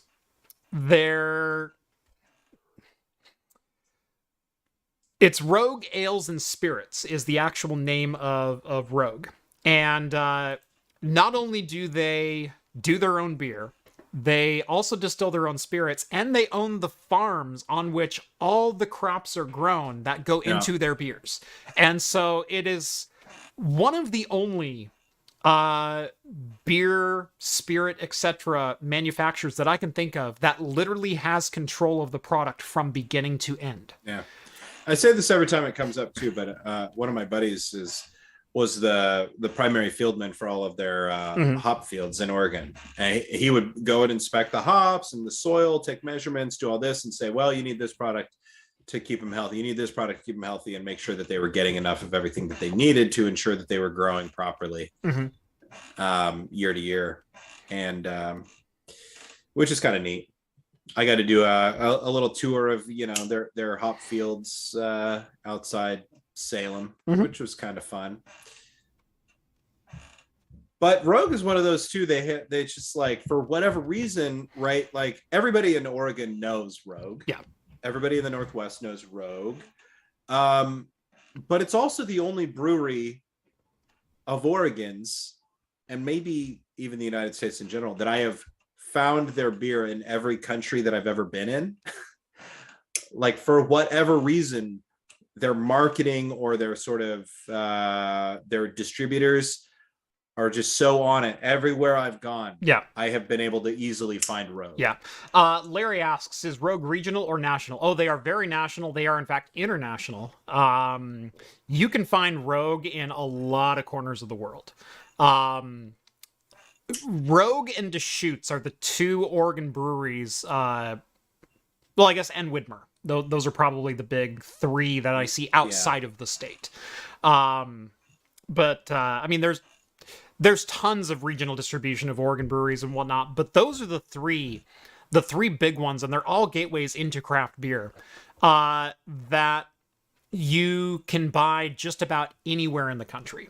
I was at this little Irish pub in who knows nowhere, Wisconsin, and I found one Rogue and 3 Deschutes on tap. And trust me, after spending a week in Wisconsin, that was a breath of fresh air, because it finally wasn't Milwaukee's best, Coors, Bud, or Miller, or the one craft beer that they have up there, which is apparently New Glarus Spotted Cow. So yeah, no, you can find Rogue in a lot of different places. Check your local grocery stores in Cap for their craft beer section. You'll likely find a Rogue beer there. It's usually either the Rogue Dead Guy or the Rogue Deadlift. Here's a Rogue section with a Japanese sign that was in a subway station in Tokyo. Right? And the other beers next to him, I don't recognize. They're all Japanese labels. Here's one, Baird beer. I don't know what that is. Baird. I'm gonna Google that just to see. And that's a Japanese beer too, it looks like. So Rogue was the only one and I saw that a bunch throughout Japan. And I don't know if that's just because, like, I know Japan and like the Northwest have a lot of like shared kind of cultural commonality, not cultural, but there's a lot of shared cultural interests there. So maybe that's something, but yep. Anyway, yeah, Rogue basically rebrewing their Dead Guy Ale as a Dead Guy IPA, more of a hoppy flavor, and I'm looking forward to it. Rogue Should be exciting. Rogue distributes their main beers, their big ones. They're the Dead Guy Ale. There's Deadlift IPA. There's their Double Chocolate Stout, and there's a couple others that make it pretty much nationally all the time. They have a number of beers that are only available here. There's Combat Wombat. There's their hop series of 6 hop, 7 hop, 8 hop, 10 hop, 12 hop IPAs. There is their cold brew IPAs, which is exactly what it sounds like. That is a coffee infused and cold brewed IPA. Those are both Jeff, phenomenal. The 4 hop IPA is the one I have in the Japan picture. Yeah. Nice. Yeah. I just looked at, because I was like, oh, wait. Oh, and they have a 7 hop here too. Yeah. Yeah. Yeah. That's crazy. So anyway. So those beers tend to be a little bit more regional. But again, it could just be because of the extreme shared sort of cultural definitely interest. Right. Yeah. It's like Salem has like a Tokyo University student exchange program. Yeah. And so there's that big sort of influx of cultural interest there. And Salem itself is also like, it's got pretty close ties with another city in Japan, part of like the sister city program. Right. I don't know. There's stuff like that. Also, for some reason, there's a lot of like Japanese interest in Mount Hood because it's such a prominent mountain peak. There's something there about like Mount Fuji. Yeah. So I don't know that one exactly, but I've heard that a lot. Yeah. Anyway, but yeah, it's cool. Like Rogue, I don't know. I saw that that I think national launch of that beer, the IPA, is supposed to take off on Friday the 13th. Of February, Friday the 13th. But then John in Discord, Hops and Brews, said that it's already released and available in Oregon. Yes, so I'm going to go look for this. Around. Yeah, I was thinking the same thing. I was like, why not? Yeah. Dead Guy Ale is already really great. Dead Guy IPA, sure. I'm on board. Yep. Also, once a year, they release the Dead and Deader IPA, or Dead and Deader Ale, which is the Dead Guy Ale aged in Dead Guy bourbon barrels.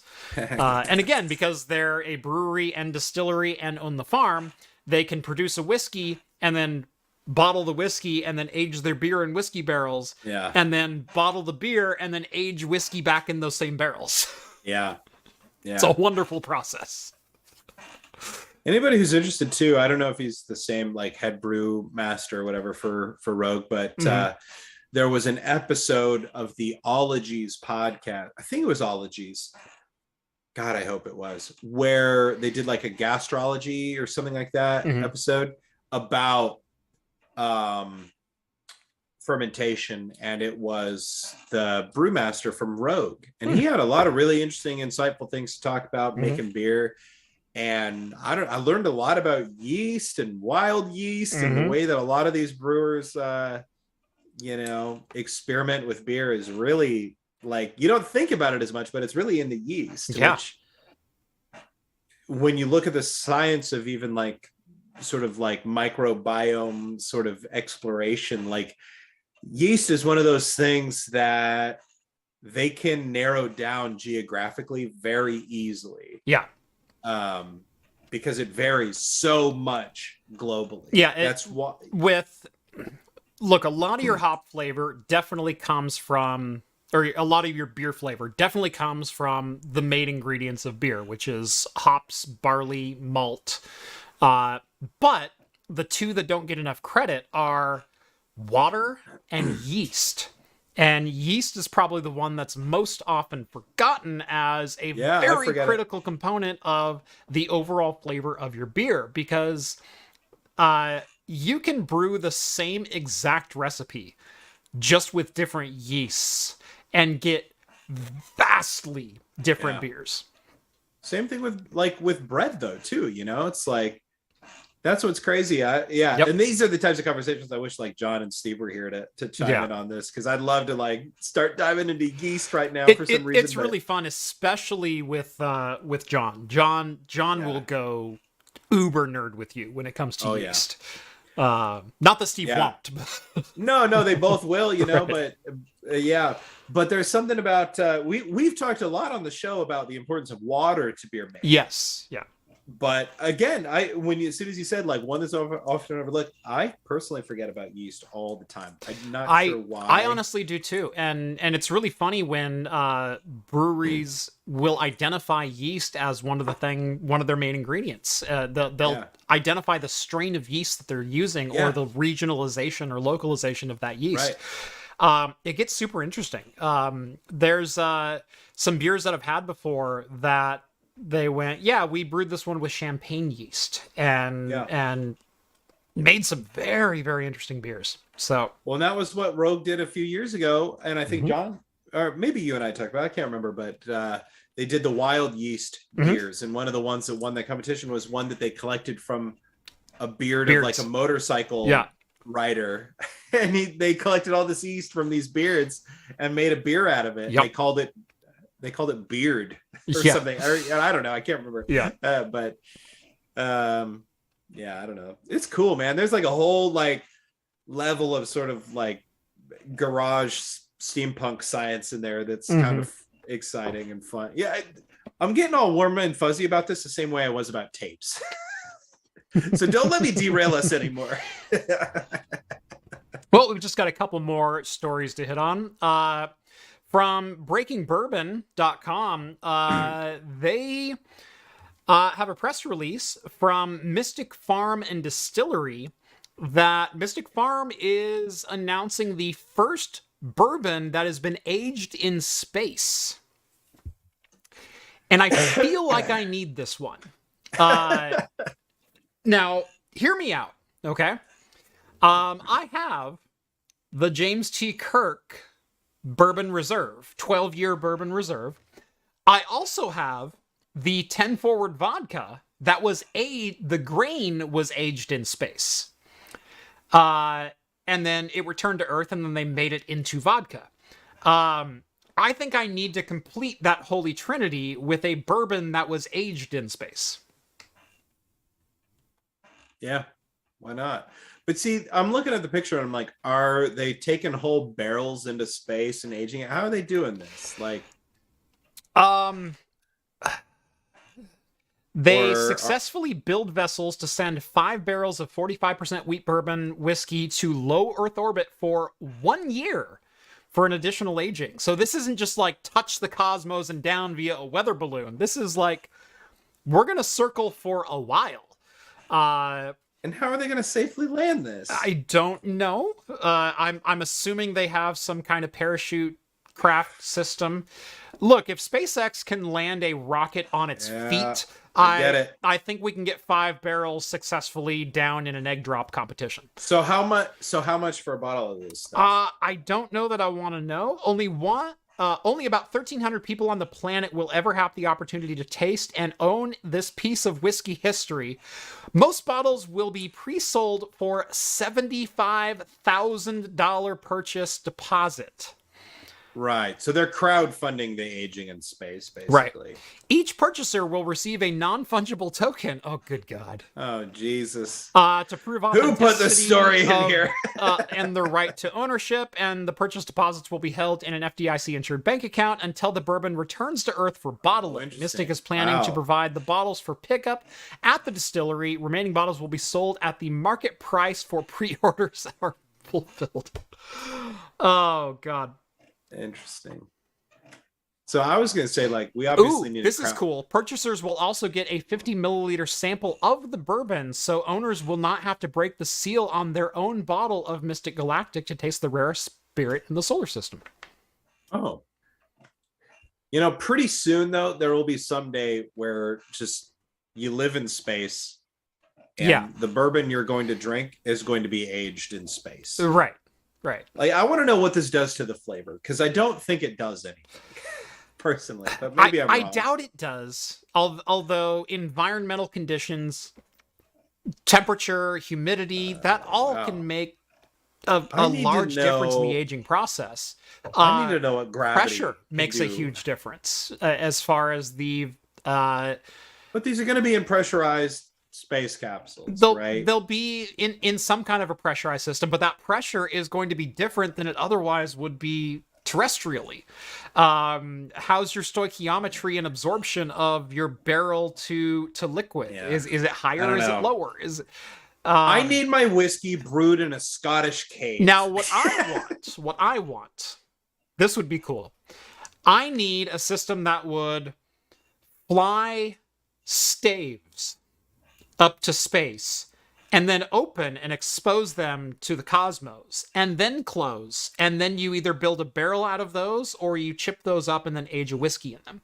Because then you could say that you had a beer or a whiskey that had actually been exposed to space, not just flew in a sealed capsule.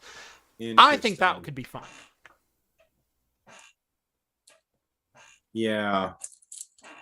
Lower gravity. Gravity also does have an impact on. Well, that's kind of what I was thinking. Definitely, like I could imagine with beer brewing, where you're having like fermentation and things like that. The bubbles won't know which way is up. That could be an issue. That absolutely is an issue when it comes to liquids in suspension in space. That the gas really can't escape, and so does your volume fill and do the barrels eventually leak? Are they aging barrels? Are they just sending the whiskey up? Like, does fermentation continue to happen in the barrels?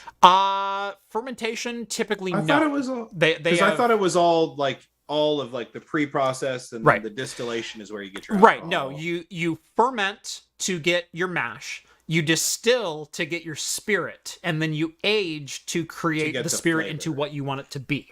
And so after the fermentation, you're done making more alcohol. The yeast is dead. Nothing else is happening.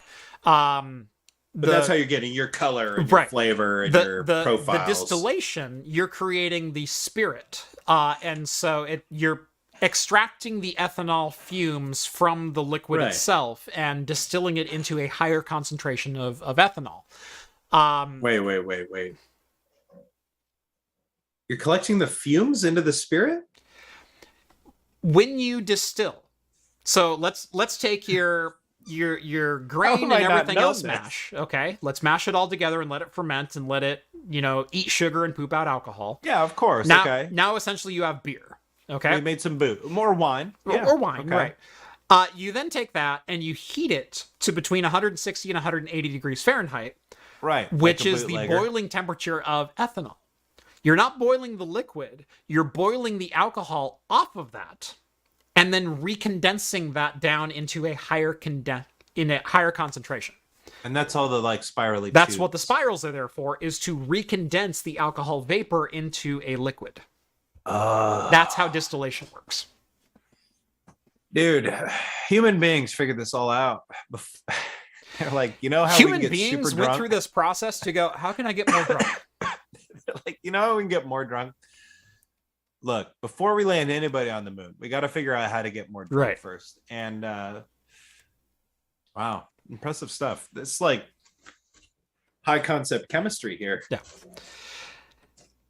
Yeah. So it's really funny when people get into liquids and everything, because they're like, oh, liquid just boils at 210 degrees. No, your alcohol boils before that. And even though it's mixed in a water, grain, etc. solution, the alcohol will still boil off before the rest of your liquid. So as long as your temperature isn't too high, you'll boil the alcohol. And as long as you collect that vapor and then recondense it, your condensate is your spirit. Well, see, and that's why my grandpa's mulled wine recipe calls for heating the wine at a certain temperature for hours and hours and hours and hours and hours. Right. All of the alcohol evaporates. And here's the part that you don't get living in the 21st century is that his recipe, you evaporate all the wine alcohol, then you add a bottle of brandy to your cooked mulled spice amalgamation. Right. And so then it's mulled wine. All of the original alcohol is gone. Now you've introduced new alcohol to it, and you drink it, and it's tasty and delicious. Yeah. Yeah, the 21st century, and you're like, why would I add brandy to this? And Yeah. then you drink it and nobody gets What's a really buzz or funny anything. is in the United States, in your home, it is perfectly legal to make alcohol in almost any way, but you cannot increase the concentration of alcohol through any form of distillation because you didn't pay taxes on it. So that's why moonshining exists. Moonshining is just people taking beer mash and creating moonshine with it. But because you didn't pay tax on, I guess, the vapor that you collected from the thing that you already made, it's illegal. See, there's a Thanks, famous bridge. Prohibition, the thing that we didn't overturn.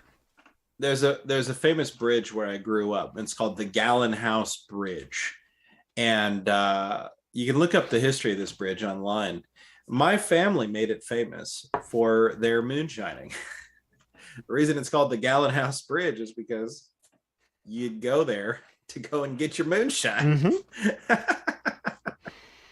from my family. So there you go. Enjoy that one. Yay. Let's see. We've got a couple other small stories here before we finish. Buffalo Trace is celebrating its 8 millionth barrel of bourbon since Prohibition. And if you get onto Buffalo Trace's website, you can win a $10,000 trip to Buffalo Trace's exclusive Stag Lodge. And I believe that also includes drinking from the 8 millionth barrel. So, bourbon experience of a lifetime, they say. I don't know. It's just 8 million. It's not even 10 million. Right. I mean, it's a big number, but it could be bigger. Like, I mean, Buffalo Trace is great, but I feel like celebrating your 8 millionth is kind of like boring. I'm going to ruffle a lot of feathers here. I think Buffalo Trace has a phenomenal name and a decent whiskey. It has a phenomenal legacy. It has a phenomenal legacy. But if I'm talking about like modern bourbons, Buffalo Trace is the Rainier of bourbon. It has a legacy. It has a thing. If you had a parent that drank bourbon, like a lot of times that was their preferred bourbon, right? The reason I drink Rainier is not because they also were far from not the first. Right. They just happened to be established a good long time. Yeah. Where you can look at distilleries like Jim Beam and Jack Daniels and Elijah Craig. Elijah Craig claiming the oldest distillery in North America at 1769, something like that. 1759. So he was a British stooge then. Probably. But yeah, no, Elijah Craig claims that they are the oldest distillery in the States. That claim is up to some contention. Don't get me wrong, but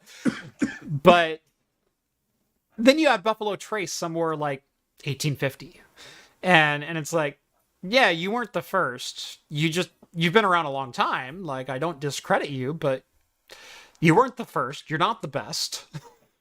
Yeah. What do you want, a ribbon? Yeah, at least they're not trying to ride on the laurels of some facetious blue ribbon that they won over 100 years ago. Right.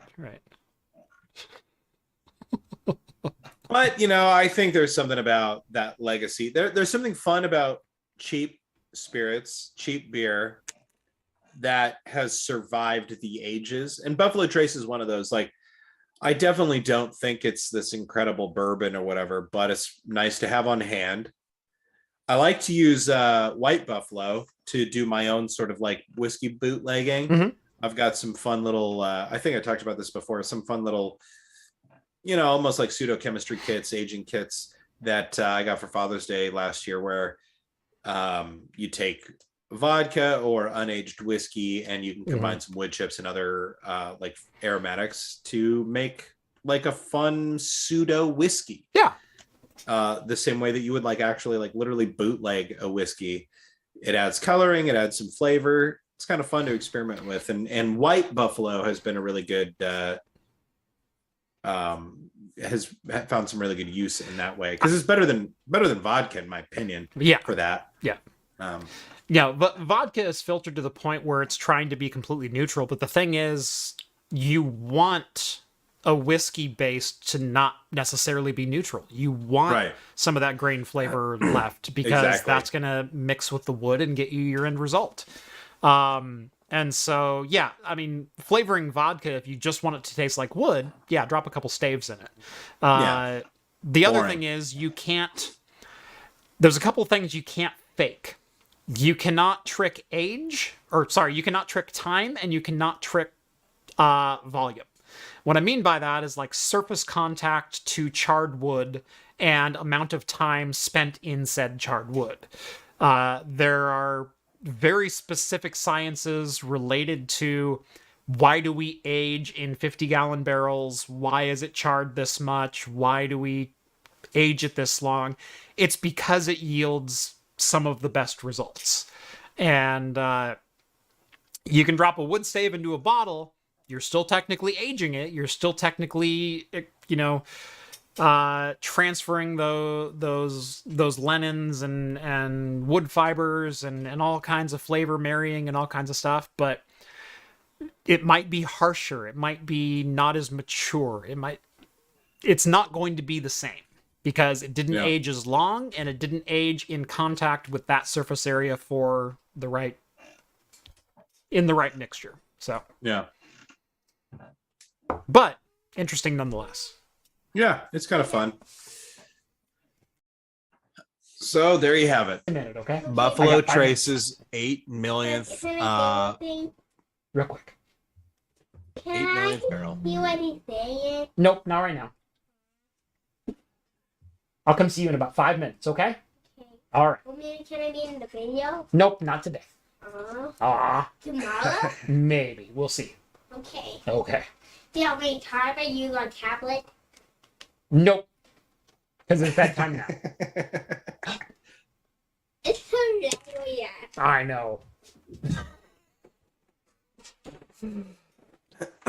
We do have one or two quick more stories to get to. Yes. This one big one that I do want to talk about, because this one hit the studio pretty hard. This one did. We all of a sudden we couldn't make the voices in good faith anymore. Right. Which so probably happened far too often, honestly. It really did. It was getting weird. So Rett and I are huge Rick and Morty fans. We watch a lot of Rick and Morty around the studio. We often quote the show. There's some good lines. There's a lot of good one-liners. There's been rumblings for the last couple of years about conduct of a particular individual who happens to be the voice of Rick and of Morty. And of several others. And half the other characters that appear in the shows of some trouble, some personal trouble, some slightly creepy behavior, former co-stars of television shows being a little weirded out, but nothing as far as an accusation goes. Like, yeah, he's just a little weird. And you kind of hear those stories and you're like, I don't know what to think about that. But sometimes comedians can be weird. It doesn't mean they're ill-intentioned. It doesn't mean they're necessarily bad people. And then it is revealed that Justin Roiland, co-creator and voice of Rick and Morty, is on the hook for 2 felony charges of domestic battery and false imprisonment and menacing from a 2020 incident with a partner. And then some accusations started flying on top of that, like some inappropriate messaging to underage females who made it very clear they were underage, and then he would text them back in the morning and go, I was just drunk, I was just kidding, blah blah blah blah. And it's like, I was just drunk, don't worry about this, okay. Ooh, yeah, too much. Too much. So yeah, for the last week or so, it's been like I'd go to do a Rick joke, and it's like, oh, I feel dirty for doing that. We literally started doing one on a video last week, and before the words even left, you watch this clip. It's so funny in retrospect. Jeff goes to say the joke, doesn't say the joke, flashes through all the scenarios, and he's like, yeah. I literally started to do an impression. I think I got 2 words out, and then I'm like, I'm gonna be canceled. Yeah. There it is. Because I just it. wasn't thinking of like that whole situation at the time. It was brand new. It was brand new. Right. We had read about it like a couple hours before filming that episode, and all of a sudden I'm like, oh, this joke fits perfectly. I'll just throw it in there. And I'm like, yeah, Morty, it was. Oh, I can't do that anymore. Yeah. Yeah. And it's funny, you know, like me personally, I was wondering, like, man, what are the Rick and Morty fans going to do? Like, you know what they did to McDonald's over the whole Szechuan sauce thing, right? What are they going to do about this? And to their credit, I haven't They've seen been anybody really on cool Twitter and mature about the whole situation. Like, yeah, I that guy. Yeah, the first hot take I saw from like the sort of Rick and Morty Twitter was like, whatever, drop them. We have a show that can go on without them. I was like, okay, right, good for them. And that's exactly what Adult Swim is doing. Now, some people are like, well, Adult Swim should have gotten out in front of this. And it's like, you have this mountain of evidence that appears literally over a weekend. And you need to figure out contracts with these people. Now, people say like, well, they should just do what's right. The problem is, contractually, they can't, unless it's in the contract that they can. And you also can't come out and make a statement. Jobs. Right, there's hundreds of jobs and millions of dollars from a company and everything else at stake. And I'm not saying that, like, the company shouldn't do what's right, but I'm saying is that the company has to be really careful, because if they make a statement that goes against this contract, they can still be held legally liable for any malice or detriment to Justin Roiland's future career if they say anything against his contract.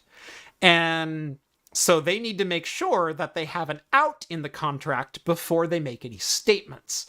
And the reason for that is not only does Adult Swim, but everyone who works for them who wasn't accused of 2 counts of felony domestic battery, false imprisonment, malice, violence, fraud, or deceit, is now having to pay for. Somebody in chat is saying, I wonder if it's fabricated to get away from the show. Miley Cyrus thing? But I guess we'll have to wait and see. Like, I'm pretty sure the reason that Adult Swim severed ties today, which is why we're talking about this in the news today, is because it just came out that Adult Swim, we're cutting ties, but Rick and Morty is going to go on. There's the tweet right there. I'm pretty sure, and I think the large consensus is that Justin Roiland is in court now, right, over these domestic battery charges from 2020. Yeah. And that things might not be looking so good, which is why now Adult Swim is coming out with it. Not when it became clear that he was because wasn't he arrested and charged in 2020? He was arrested and charged in 2020. The public knowledge of that did not happen until late last week. I want to say Thursday is when that knowledge kind of dropped. Right. And then there are other receipts of his other behavior started coming out, which is pretty typical of what happens, because you wait until why would you risk putting something out there that's going to make you put a huge target on your back on social media without any sort of cultural political clout? Speaking without any references directly in front of me, I believe Alison Brie from Community was one of the ones who stepped out and said, he was really, really creepy on set, made inappropriate comments, and just in general made me feel uncomfortable. Nothing concrete. Nothing. That might have been about Dan Harmon. Might have been about Dan Harmon. I can't remember. But there was one prominent actress who stepped forward recently within the last week and kind of like doubled down on, he's not a great dude. Yeah. And of course all those texts kind of were released as well. And it's like, ooh. Yeah. I don't know. I think the timing of this Adult Swim thing says more about the legitimacy of the claims than anything else, because like a big company that stands to lose money is not going to act very rashly. And maybe you say, well, in the age of these woke politics and all this sort of stuff, maybe you do. And I think that's a valid case. But again, I think we've also got the James Gunn situation when a company did act rashly. And it's like, whoa, slow down. This was a weird situation and there is an explanation. It wasn't a great situation, but it also wasn't like the worst thing in the world. And then they came back and rehired James Gunn, but the damage was kind of already done at that point. It was. And so that's, yeah. I saw somebody going after like Bo Burnham the other day for like, well, he's never apologized for his offensive behavior. And then somebody put together like a supercut. I know. But not only that, somebody put together like a supercut of him over the last 10 years, being in interviews and on little things, talk show snippets where he's like, oh yeah, no, I made a lot of offensive stuff. And I guess I'm lucky that I'm in a position where I can leave it up for posterity and say, look, that's what gross little white boys sing and do when they don't know any better. Right. And that stuff is wrong. And here's me trying to slowly get better and make better and do better. Right. And then it culminates in a song and Inside where he's literally apologizing. Right. And the other thing about Bo Burnham is he was never making directed commentary about like, go kill this group of people or go do this or go do that. It was, he uses them as the butt of a joke, but then also redirects you in another direction right at the end of the punchline to say like, yeah, I'm going to make this comparison because it's something you all need to be aware of. But, you know, if you're calling the homosexuals F words and you know, and making light of N word and everything, and he's done all of this, but he's also, gosh, what is I'm trying to remember the name of the comedian. Dave Chappelle. No, it was who was the one we were watching lately that said you're not in trouble if it's funny enough? Oh, that was Steve Hofstetter.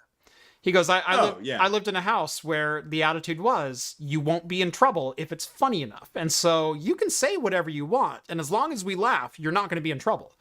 And he's got a couple of great ones, and he gives a couple examples from his brothers and whatnot. And that's the slippery slope when it comes to, I'm going to wrap this back to Justin Roiland with comedians, is Dan Harmon was kind of held up to this, Twitter reading 10 years later, like comedian known for offensive jokes said something offensive on Twitter 12 years ago in which the context has been lost. Yeah, reading that in hindsight, it seems rather misogynistic or rather, homophobic or whatever the case would have been 12 years ago. In the moment, it might have been a funny joke. And there's also, I don't want to say like you can get away with what the culture is at the time, but if I were to make some of the jokes that I made at 14 years old here on my channel, I would be absolutely ripped off the air. No question, no trial, just gone.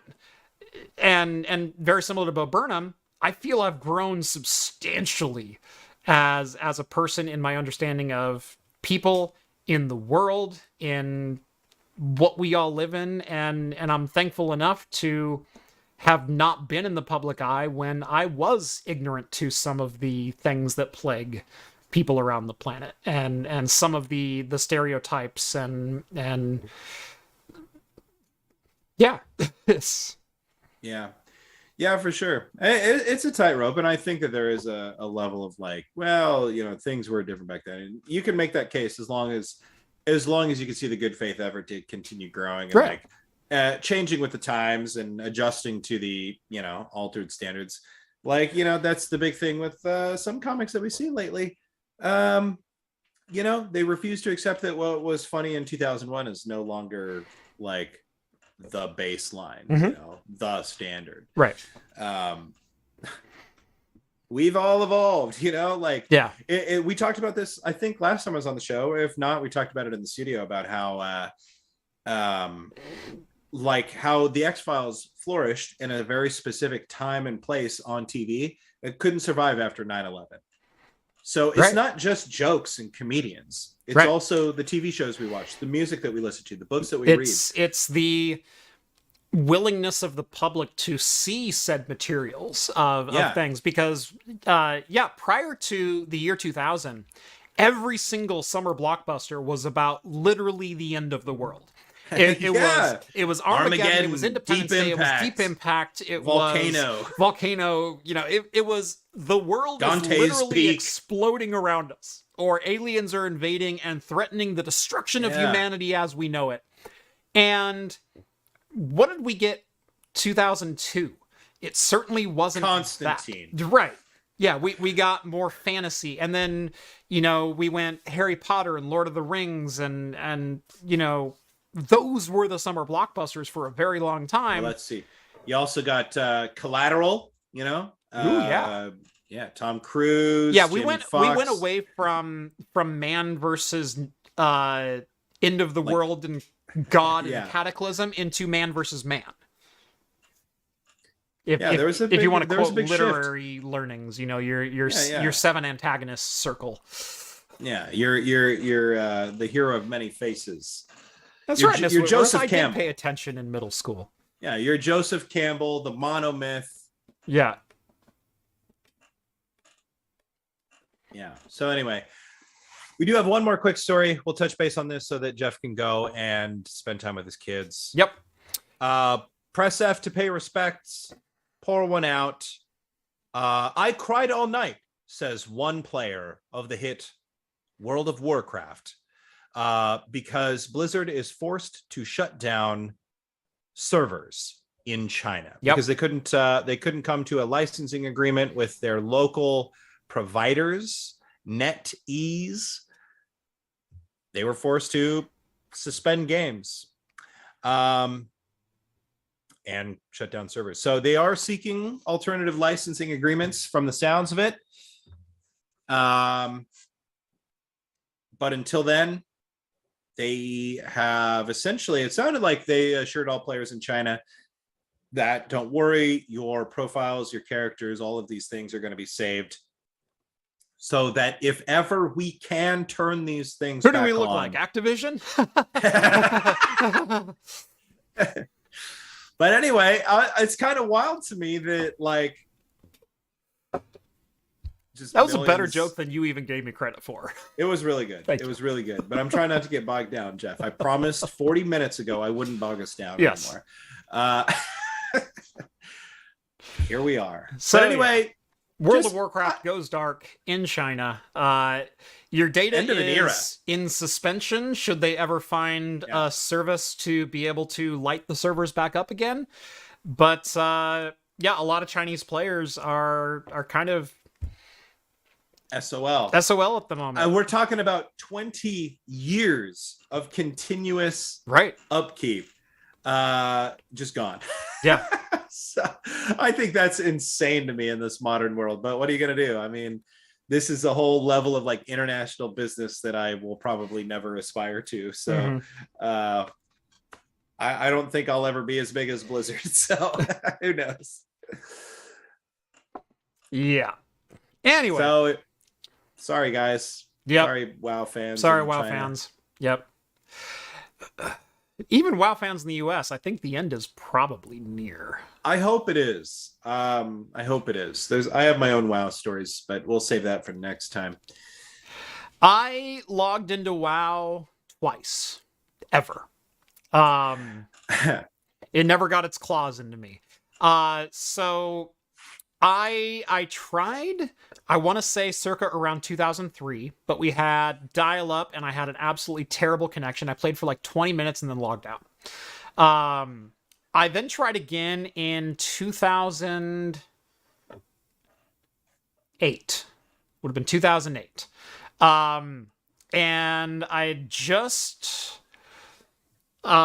moved into a place, had broadband and everything else, and finally built myself a good computer, and I'm like, I want to play WoW. A couple of my friends are really into it. I want to get on there. I logged into a server, and it was literally worse than when I had dial-up. Now, I had 50 meg down and 5 meg up. It wasn't a bad connection, but I got on there, and I was getting like a frame and a half per second. And I couldn't move, and I couldn't barely do anything. Oh man. It put me in a public spawning area, and then like I walked around for like a minute going, maybe this will get better. And then it never got better. And then I logged out and I never logged in again. That was See, it. I think World of Warcraft came out when I was in 8th grade. And my brother was playing it for a while. He left for Christmas break and he said, I was visiting Warcraft my mom's. 3 came out when I was in high school. Yeah, what are you going to do? Sorry, bro. You're only a handful of years older than me, Right, by but the that's way. an entire So, generation of a console. the difference between 8th grade and high school is Rhett's like, 3 I grew up months. playing Super Mario All-Stars. I understand your ways. I grew up playing Super Mario Bros. 3 like everybody else, okay? But it came out, I was in 8th grade, my brother left, so I had access to his computer and WoW for 2 weeks, unmitigated, and I logged in almost 200 hours in that time. I logged in once, and because I didn't know my brother's password, I never logged out, and I played almost every waking moment that I could, and I never played it since. Yep. The power of MMOs. Yep. Yeah. Then other games came out and occupied my time. So Yep. there you go. As they often do. All right. This has been episode 269 of Talking Heads. Make sure to hit that Nice. thumbs up button. Nice. Subscribe to Craft Computing if you haven't done so already. Follow me on Mastodon at Craft Computing at hostux.social. You can find Rett at Rett is Awesome at, what's your server? Do you remember? It's in the description. I think I'm mastodon.social. I think it's mastodon.social. Yeah, I think you're on the main server. Yeah, mastodon.social. Join us every Wednesday night at 6 p.m. Pacific time for the latest in beer and tech news. Or if you just want to catch clips of this show, subscribe to Craft Extra. Link is also down in the video description. Yes, they're definitely there. Yes. It's what Rett does on Thursdays. Yes. All right. Thank you all so much for watching. And as always, we'll see you next week. Cheers, everyone. Bye. Cheers all. Take care.